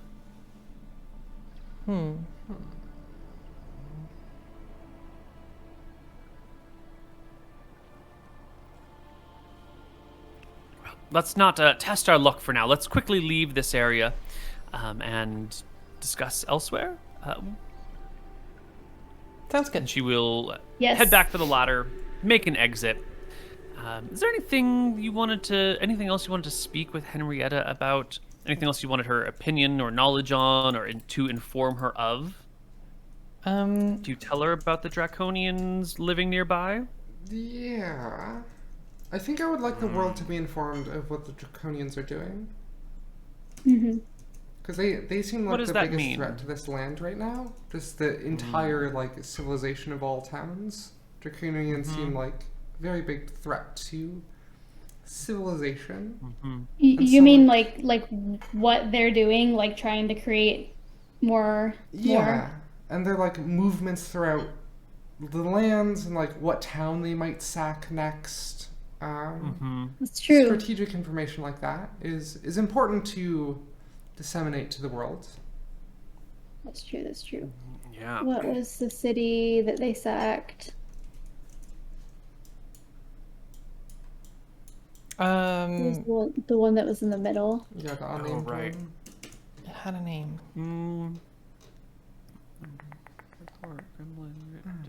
I can't remember its Valebrook. name right now, but I think. Valebrook, that's Yeah. the one. Valebrook. Yep. Yes, they Valebrook sacked is that. the most vulnerable town around here. Fairport used to be vulnerable, but now they have a dragon. Call Ella resides in the middle of a river on an island, and so it is fairly well defended, although easily cut off from supplies. They should probably be informed of such dangers and such threats, though. Are any of you planning on trips to Fairport or Layla? Yeah, we were planning on heading down to Kalala after you arrived, so...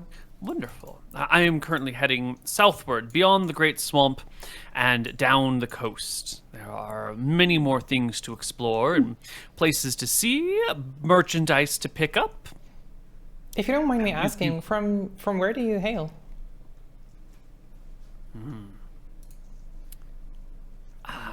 If I'm going to work as your assistant at some point, it would be good to know so that I can plan for the trip.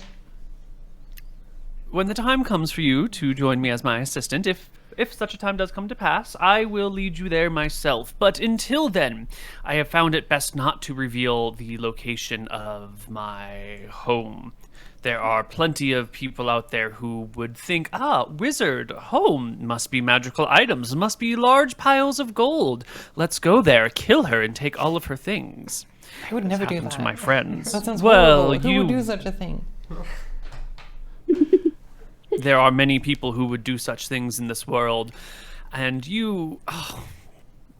If you cannot see that, I worry about you, Pearl. Perhaps you'd best not venture far from home.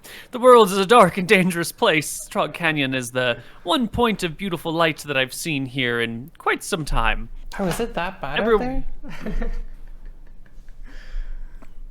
Yes. Yes, it is. Outside of the gentle north plain around the ruins of Northridge. Yes. She gets like a darkened look over her face as if she's remembering something. Oh no. Fairport was wonderful. I expected many places to be like that, but... Fairport has its fair share of problems. I mentioned that they have been feeding their criminals to the dragon. You seemed a little surprised by that news, but from what I hear, Fairport has managed to remain stable through extremely harsh punishments and popularized, what would you call it? A popularization of the punishments for crimes. They managed to keep their docks safe by... Yes, I know. What kinds of crimes? Do I recall correctly? You're from Fairport, aren't you, Tristel? I am. I don't recall quite such vicious measures being taken. How young were you when you left? Were you an adult yet? Yes. Though I won't share how long ago that is. Of course not. Well, maybe it's their current administrator, maybe it's the piracy that's been picking up in the North Seas, but when I went through Fairport just a week ago, there were signs, there were posters. There were... What kinds of posters? Maybe it has to do with the recent piracy. I'm sorry, what did you say? What kind of posters? Wanted posters for people who had committed theft in the town. One of a person who was wanted on suspicion of assault. Both had the wanted dead or alive tagline underneath them with a gold price on the head of the people. You know... I don't know. Maybe things have changed. Last time we were there... That is there, what I saw. Last time we were there, I wasn't really comfortable revealing, how I look, and I wasn't quite sure if they would be welcoming of me, so I tried to just hide under my cloak. Do you think it would be safe for me to not hide? Because it's actually really stressful and difficult to just hide all the time, They won't feed me to the dragon, would they?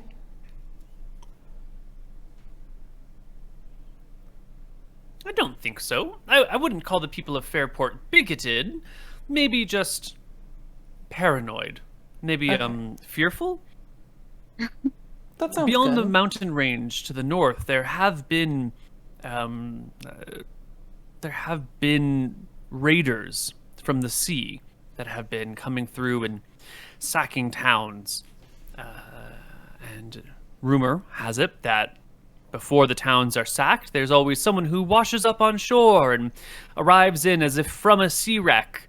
The town nurses them back to health, and then days, weeks later, pirates arrive.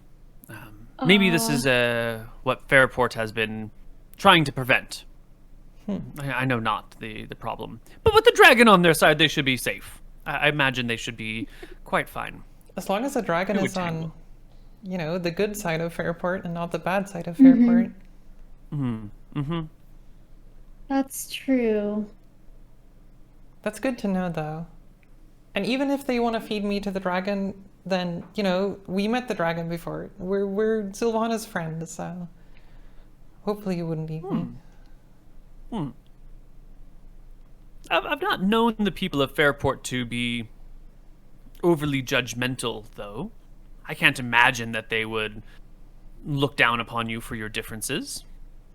That's good. I appreciate that. Thank you.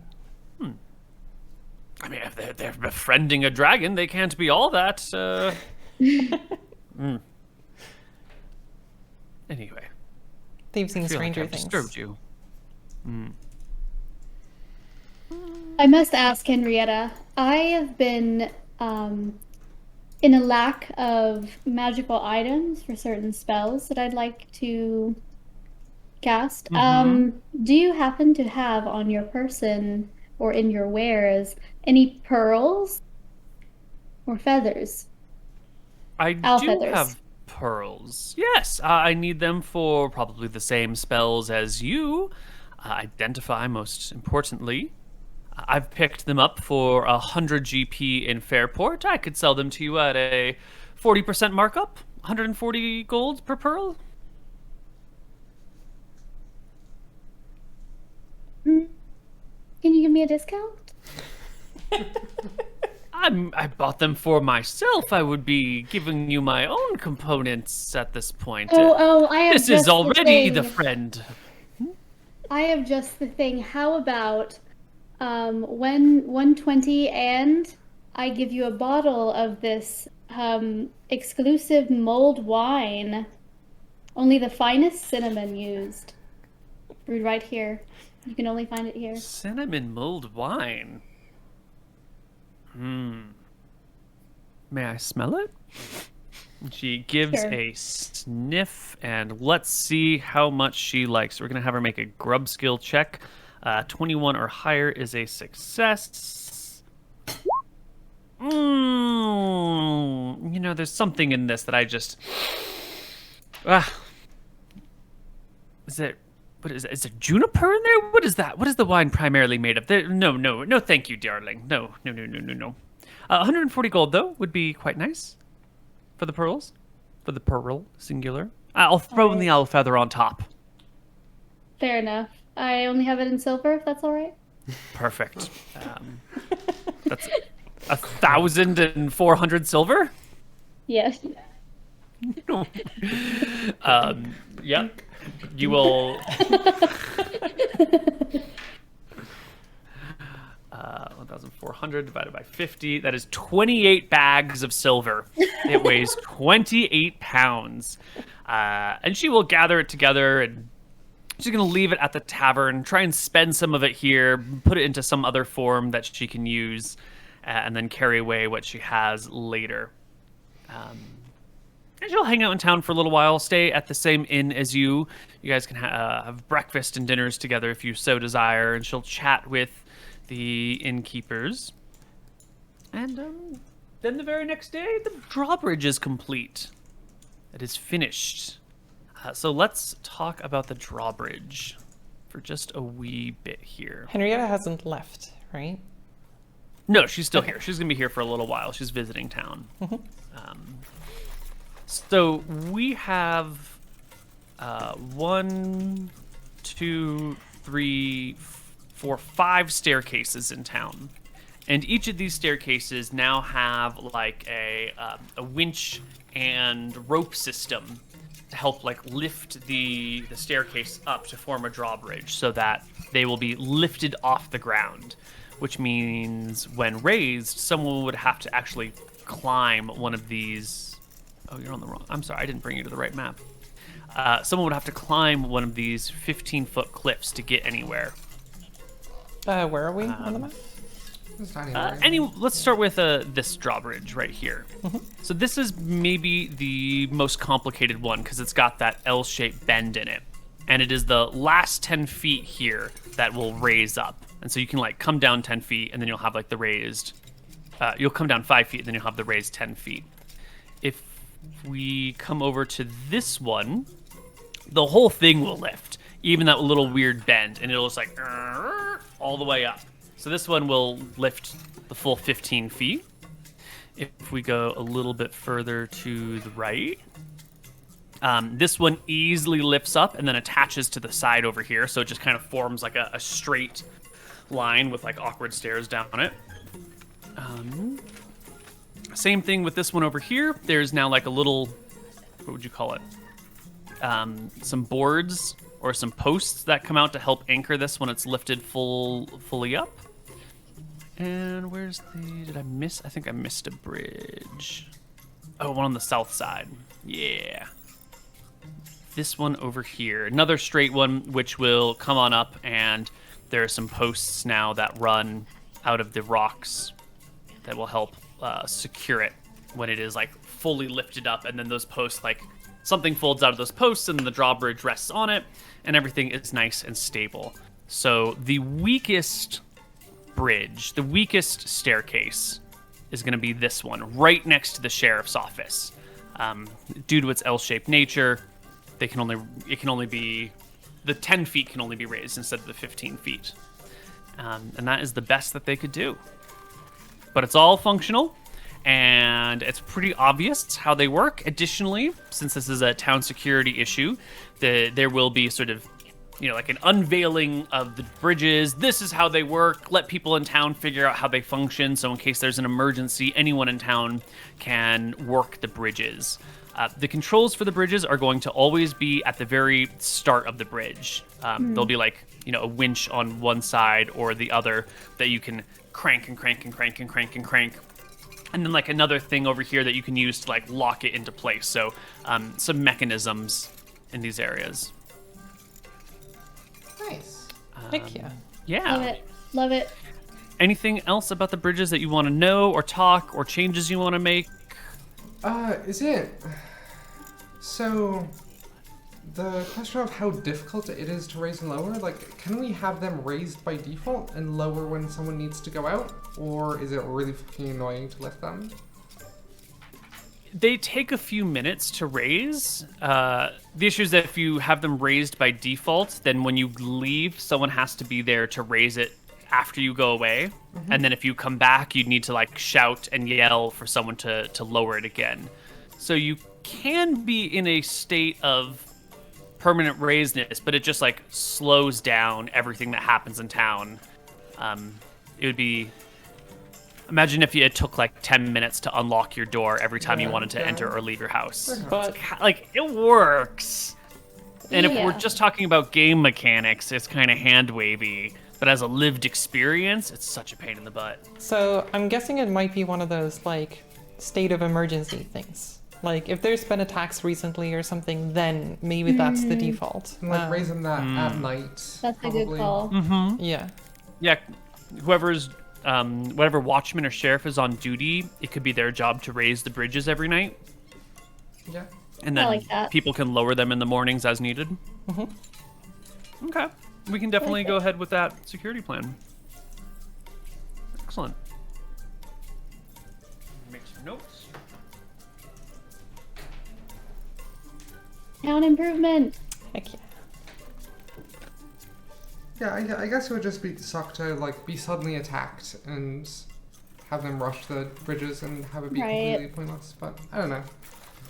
Shrug. I feel like the compromise of just raising it at night could cover that, because a lot of our attacks do just happen in the middle of night, like when we're not expecting it. Okay. Yeah. Yeah, because that day, like, the town is more alert and can warn us of it. Yeah. Yeah, that's true. Um. Yeah, because there are people on watch and everything, especially during daytime. There's a clear visibility and everything. Yeah, and there's people walking around. You would see something coming from a great distance. Someone would have to like have the plan to rush the town and immediately get up the bridges before anything could happen if they were really wanted to do this. But usually, like, unless they know what the town looks like, people would show up and then be like, wait, what's going on? Do we want to go up that staircase? What's down there? You know, it takes a moment to reconnoiter in a new environment. Okay. So it seems like that should solve or help solve many a problem. Yeah, cool. Great. Okay. So, bridge is done. Henrietta done.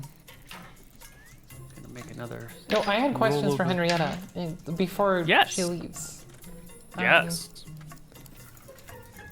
I don't know if I should find her now or if. No. Yeah, do it now. Okay, where is Henrietta? I don't She know. is hanging out at the inn. Okay. Yeah, I guess I'll just go to the inn and or find her at the inn, I suppose, because I presume I would just be looking around for a while. And see if she's busy. I don't know if she's busy or talking to other people or. I mean, she's making conversation with the innkeepers at the moment. But she'll see you kind of like hanging around, watching, trying not to make yourself too obvious. And, after another 5 or 10 minutes with Greta and Eva, she will, look over to you and wave you over from the corner. Oh, but you're not busy, are you? A wizard is always busy. Oh, okay. I'm sorry for disturbing you. I'll No, leave, no. and then I'll slowly You turn are the around. thing with which I am busy right now, Pearl. You have my attention. Oh, I'm sorry. Okay. Can I have a seat? Please. Okay. How may I help you, dearie? Okay. So I just wanted to ask you because you seem very knowledgeable in a great number of things. Well, thank you. Thank you. Did you see that 3-headed dragon in the sky a few days ago? No. No, I did not. Okay. Was there a 3-headed dragon in the sky, or was this some sort of metaphor? I don't know how else to describe it. It looked like a dragon with 3 heads. It's hard to tell when it's so far away, but it was The swirling only about 3-headed town. flying creature I'm aware of is a chimera. There are rumors of 5-headed dragons, or a single 5-headed dragon, but that thing would be monstrously large and probably have destroyed the this entire area by now. I don't think it's destroyed it yet, at least. But it seemed like a 3-headed dragon of some sort. Fascinating. Or a chimera. I don't know what that is. Oh, it's got the head of a lion, a head of a goat, and a head of a red dragon attached to the body of a lion, the wings of a bat, and the tail of an eel. It is a monstrous aberration created at the dawn of time by some mad wizard who thought hey, if I can do it, why not do it? Maybe that's why they hunt us down. I'm not sure. And then it somehow got loose and somehow managed to breed, although how such creatures breed is well beyond my understanding. Maybe they just, lay eggs. I don't know. And now the world is not overrun by chimeras, but there are many of them, and they spread out. Should I've we be often had thoughts. worried? It looked very dangerous, but They're extremely dangerous. They make 3 bite attacks in a round, and they can breathe fire, and they have claws, they fly, and they have a lot of life to them and girth. They're very strong, deeply ferocious. Yes, I would be concerned if it comes near you. okay. It was circling you above come- town. Who knows if they want something in our town, but they were flying above at the very least. You know how if you come across a black bear, your best approach is just to, scare it off with loud noises. And if you come across a brown bear or a grizzly bear, your best approach is maybe to turn sideways so you're not running from it and you're not threatening it, but you're just sort of neutral to it and then slowly shuffle away. With a chimera, there's not much chance of any of these things. If it's mad at you, and it's smart enough because it's got a dragon's head to know what is going on, and it will probably just eat you or breathe fire on you. So they're best avoided. Or if a direct confrontation does come, put down as quickly as possible. That fire breath of it, especially in a canyon like this, could be absolutely devastating. Oh, yeah, fire. I've had many lectures on the dangers of fire. Trust me. Mayor Barnaby came by and talked to me about it this very morning. He said if I were making any fires out in the wild, that I should be extremely careful, and I told him, I'm a wizard, Mr. Barnaby. I know how to deal with fire. And You'd he think said he would know that, but here we are. Well... I think he likes explaining things to people. I think it makes him feel good. I think some people really, who are in positions of power, really just gets to their head, and they need to make sure everyone remembers that they are some sort of authority. Mm-hmm. I myself live far away from any sort of government that oversight like that. Not that I'll tell you exactly where I live, but You don't have to. I was just curious. I have a lot of questions about things, and I just wanted to know, just in case we ever, go somewhere nearby, I can stop by and say hi. The curiosity of your mind and the acceptance of your people are a quench the thirst I have for calmer, safer parts of the world. Everywhere else I go, there is distrust of magic, avoidance or fear, maybe even outright hatred of it, and not but violence out there in the seas of darkness. Please, ask your questions. I am more than happy to satiate their desires. Okay, speaking of strange creatures, heard rumors of... Tristel, I know. What is her deal? Tristel? Oh, is that not the strange creature you're talking about? Oh, I didn't No, mean please, to go ahead, up, continue. but- No, sorry, I shouldn't have assumed. Oh, so, someone compared me to a lycanthrope. What is a lycanthrope?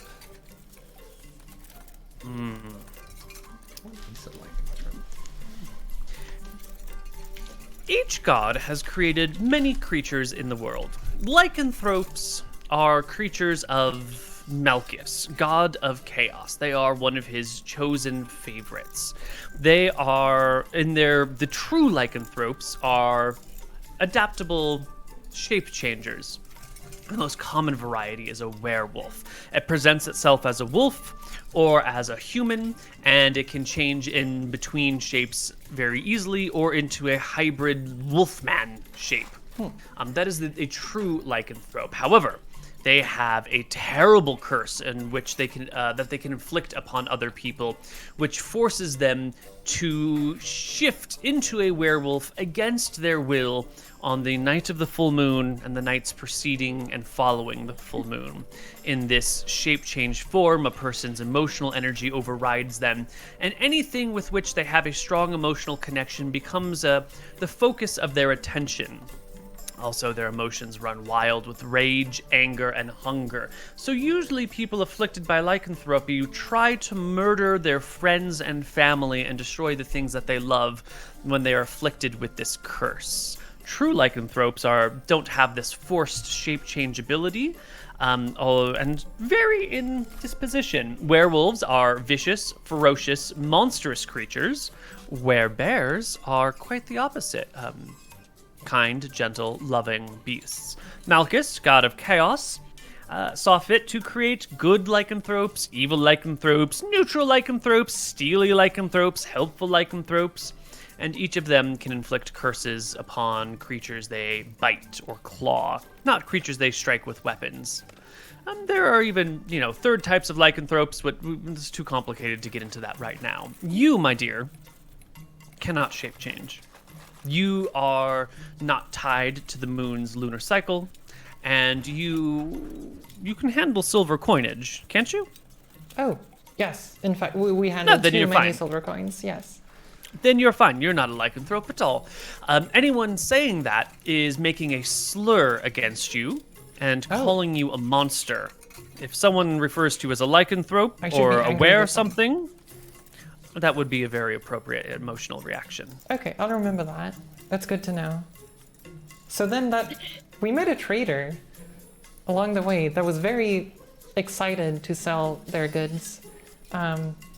Forget their name, but they really insisted on that I'm a lycanthrope, but I didn't know at the time. Well, if they know what they're talking about, then they're insulting you. It's also possible that they're just an idiot who has heard the word lycanthrope and is wildly misusing it without realizing the implications of such statements. I found that the dumber people in this world often say wildly inflammatory things without understanding that that's what they're doing. We need to be patient with the idiots of this world, as hard as it may be. That makes It is sense. so hard. Would Mayor Barnaby be one of these people? A lycanthrope or an idiot? An idiot.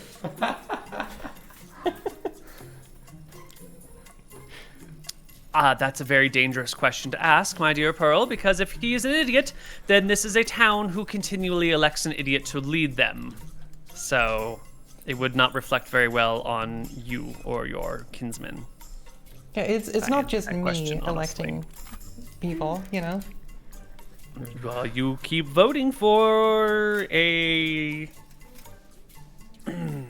town man seems to who work, likes- right? So that's good. Yes. Yeah. It seems to function. I don't know if he's an idiot, more of maybe a nothing to do but to tell people what to do. Small town, big fish in a small pond syndrome. Okay. And then I had one more question. Sorry for Yeah. taking up all of your time. No. So we have a construct in town. It's a golem of sorts. It seems to have been. And you told me about this only now? Yeah, Show me at once. We've run into various weird things along our adventures. Can you control it? Can you move it? How much will you sell it for? We can control it, yes, or I can't, but people in town can. We use it for a defensive purpose. I will buy this golem from you. I- If it is controllable, I we will purchase this we will golem sell from it you. for the price of your permanent residence in town.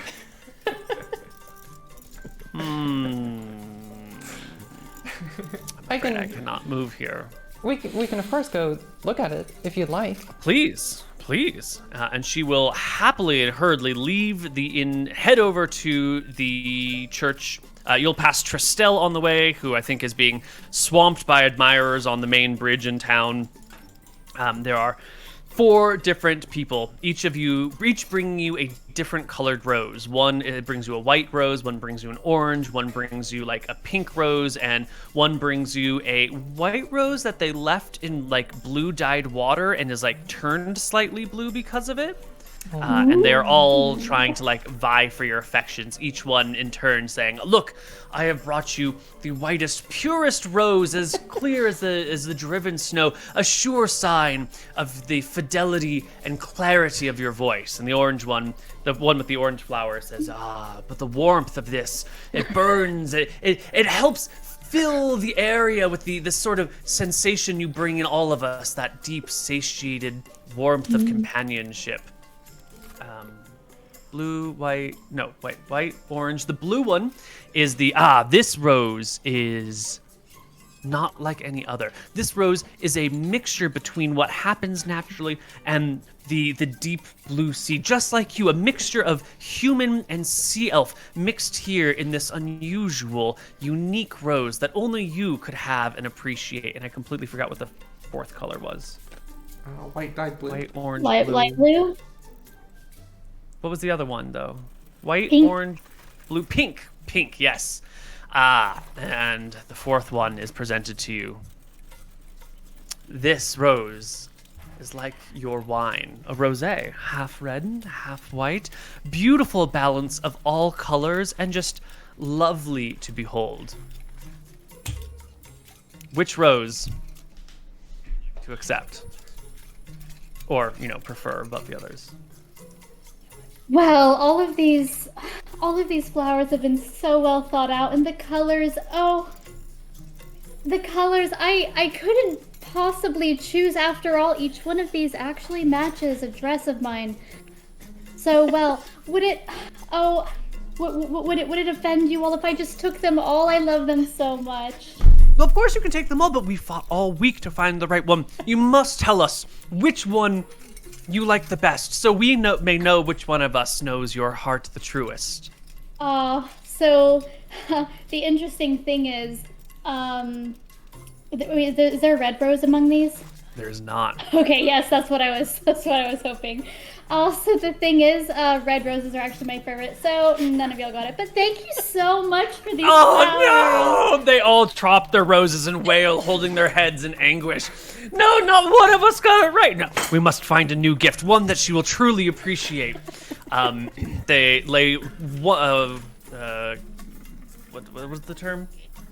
They lay winning words at your feet before hurrying off to find new gifts to throw at you in hopes that one of them will earn your affection. Yes. Very good. Okay, you arrive at the temple. Tristel is there, having just been, left by her followers. I'm sure Kyra is nearby, hanging out with Jesse. Biggs and Wedge are off on patrol. Annabella's here. Greg is here, and so is Henrietta. You can take her to see Greg, and she'll look at the creature. She'll walk around. She'll ask all sorts of questions about how it works. You'll see Annabelle giving you like a concerned look from across the temple, like, "Are you really telling this woman all these things about our town? Really? Can she really be trusted?" We might find a way to repair it. We've been trying to find a way to repair it for so long now, and this might be our only chance to know that. Okay. And after inspection, she asks you to demonstrate its use. Will you demonstrate how it works to her? I personally, I'm not sure if I should be controlling it. It's probably better if someone who's done it many times can do it. Okay. Yeah. I kind of forget how we controlled it. There's a box, and you put the rod of comfort in it, and then Right. it will activate the box, and then it will function. Probably best if Annabelle does it. So Annabelle will do it. Henrietta will watch, stand amazed, and say, I would absolutely love to buy this from you. Name a price, any price, and I will find a way to pay for it. This is one of the few things that actually can defend this town whenever we're out of town. And so it's kind of crucial to our town to keep Greg around here. I'm very sorry. I'm not sure if we could sell it. I will continue my exploration of the world, and I will come across a great many wondrous things during my exploration. And one day, I will find something that you will want, and we will have a great trade for us. If you can find something that will defend our town against everything that's happening in the same way that Greg can, then I think that would be really good. But in the meantime, do you know of a way we could repair this golem? Because we wouldn't want it, destroyed when you come back to make the trade, right? The creation and repair of golems requires extremely powerful magics, well beyond my abilities. As I understand it, there are... I have no idea. I don't think it probably can be done.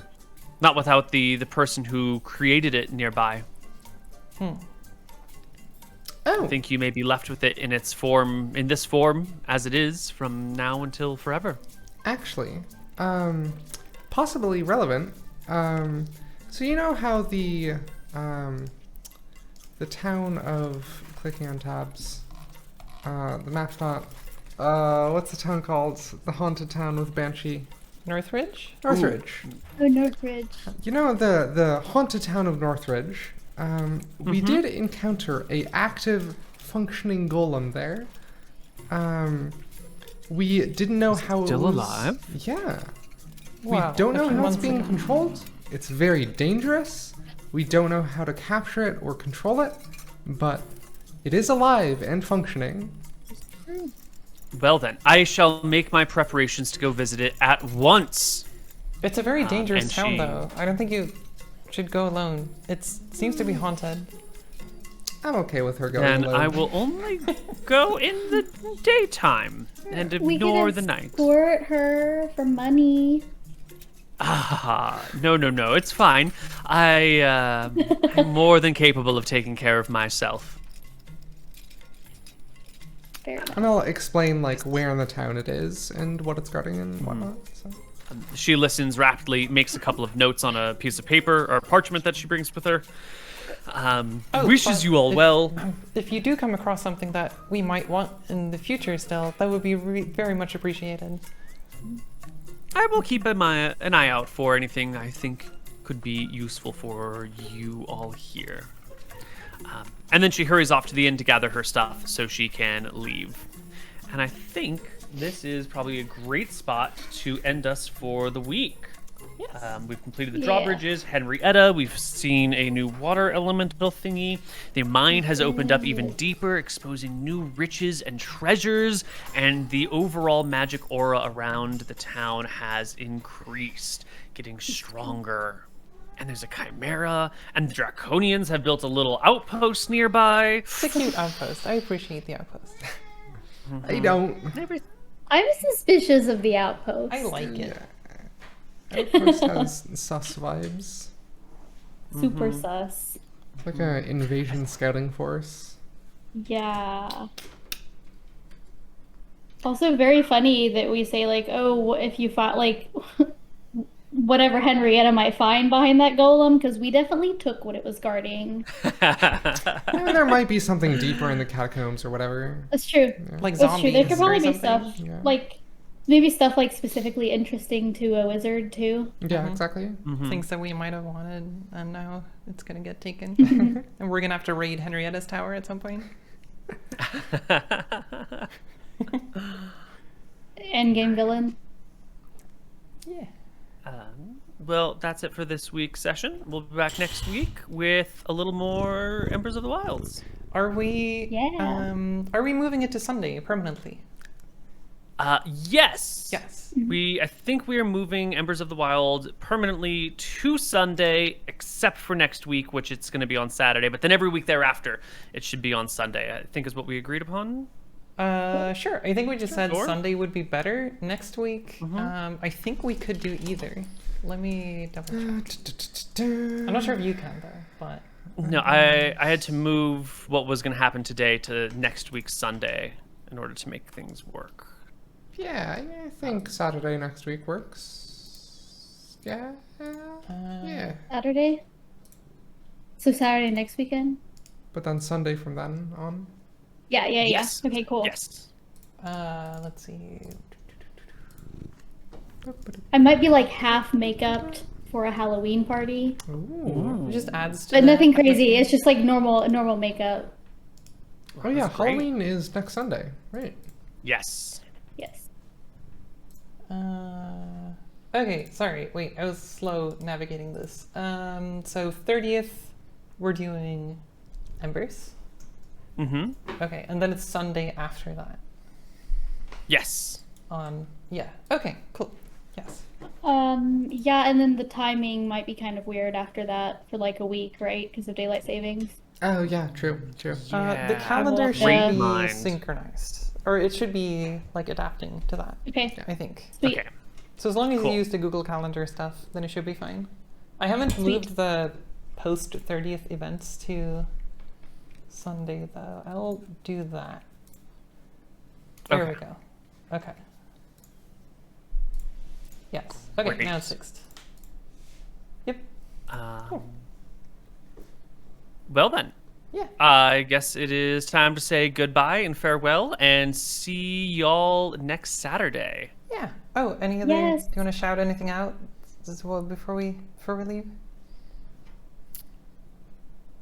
You can come by and check out all my other campaigns that are happening on twitch.tv/Koibu if you like. And I'm sure all of these people also have wonderful streams. There's programming streams, there's graphing streams, there's maybe a secret Grey's Anatomy stream coming up one day soon. Oh yeah, so someone needs to pressure me more to do that. Yeah. Well, there you go. This is your pressure. Okay.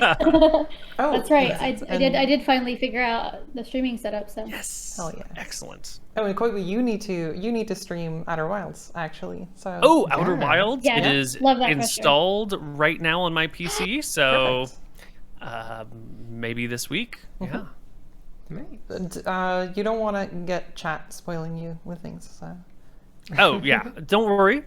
I don't even look at chat. I forget Actually, that they that's exist. True. Yeah, you're pretty bad at reading chat, so I feel like it's I gonna have work terrible out. chat interaction. It's real bad. Yeah. Neat. Yeah. Okay. Cool. Awesome. Then I'll sorry, I'm not on camera. Bye, I'm waiting in front of Thor everyone. instead. Bye, Thor. Thor. Bye.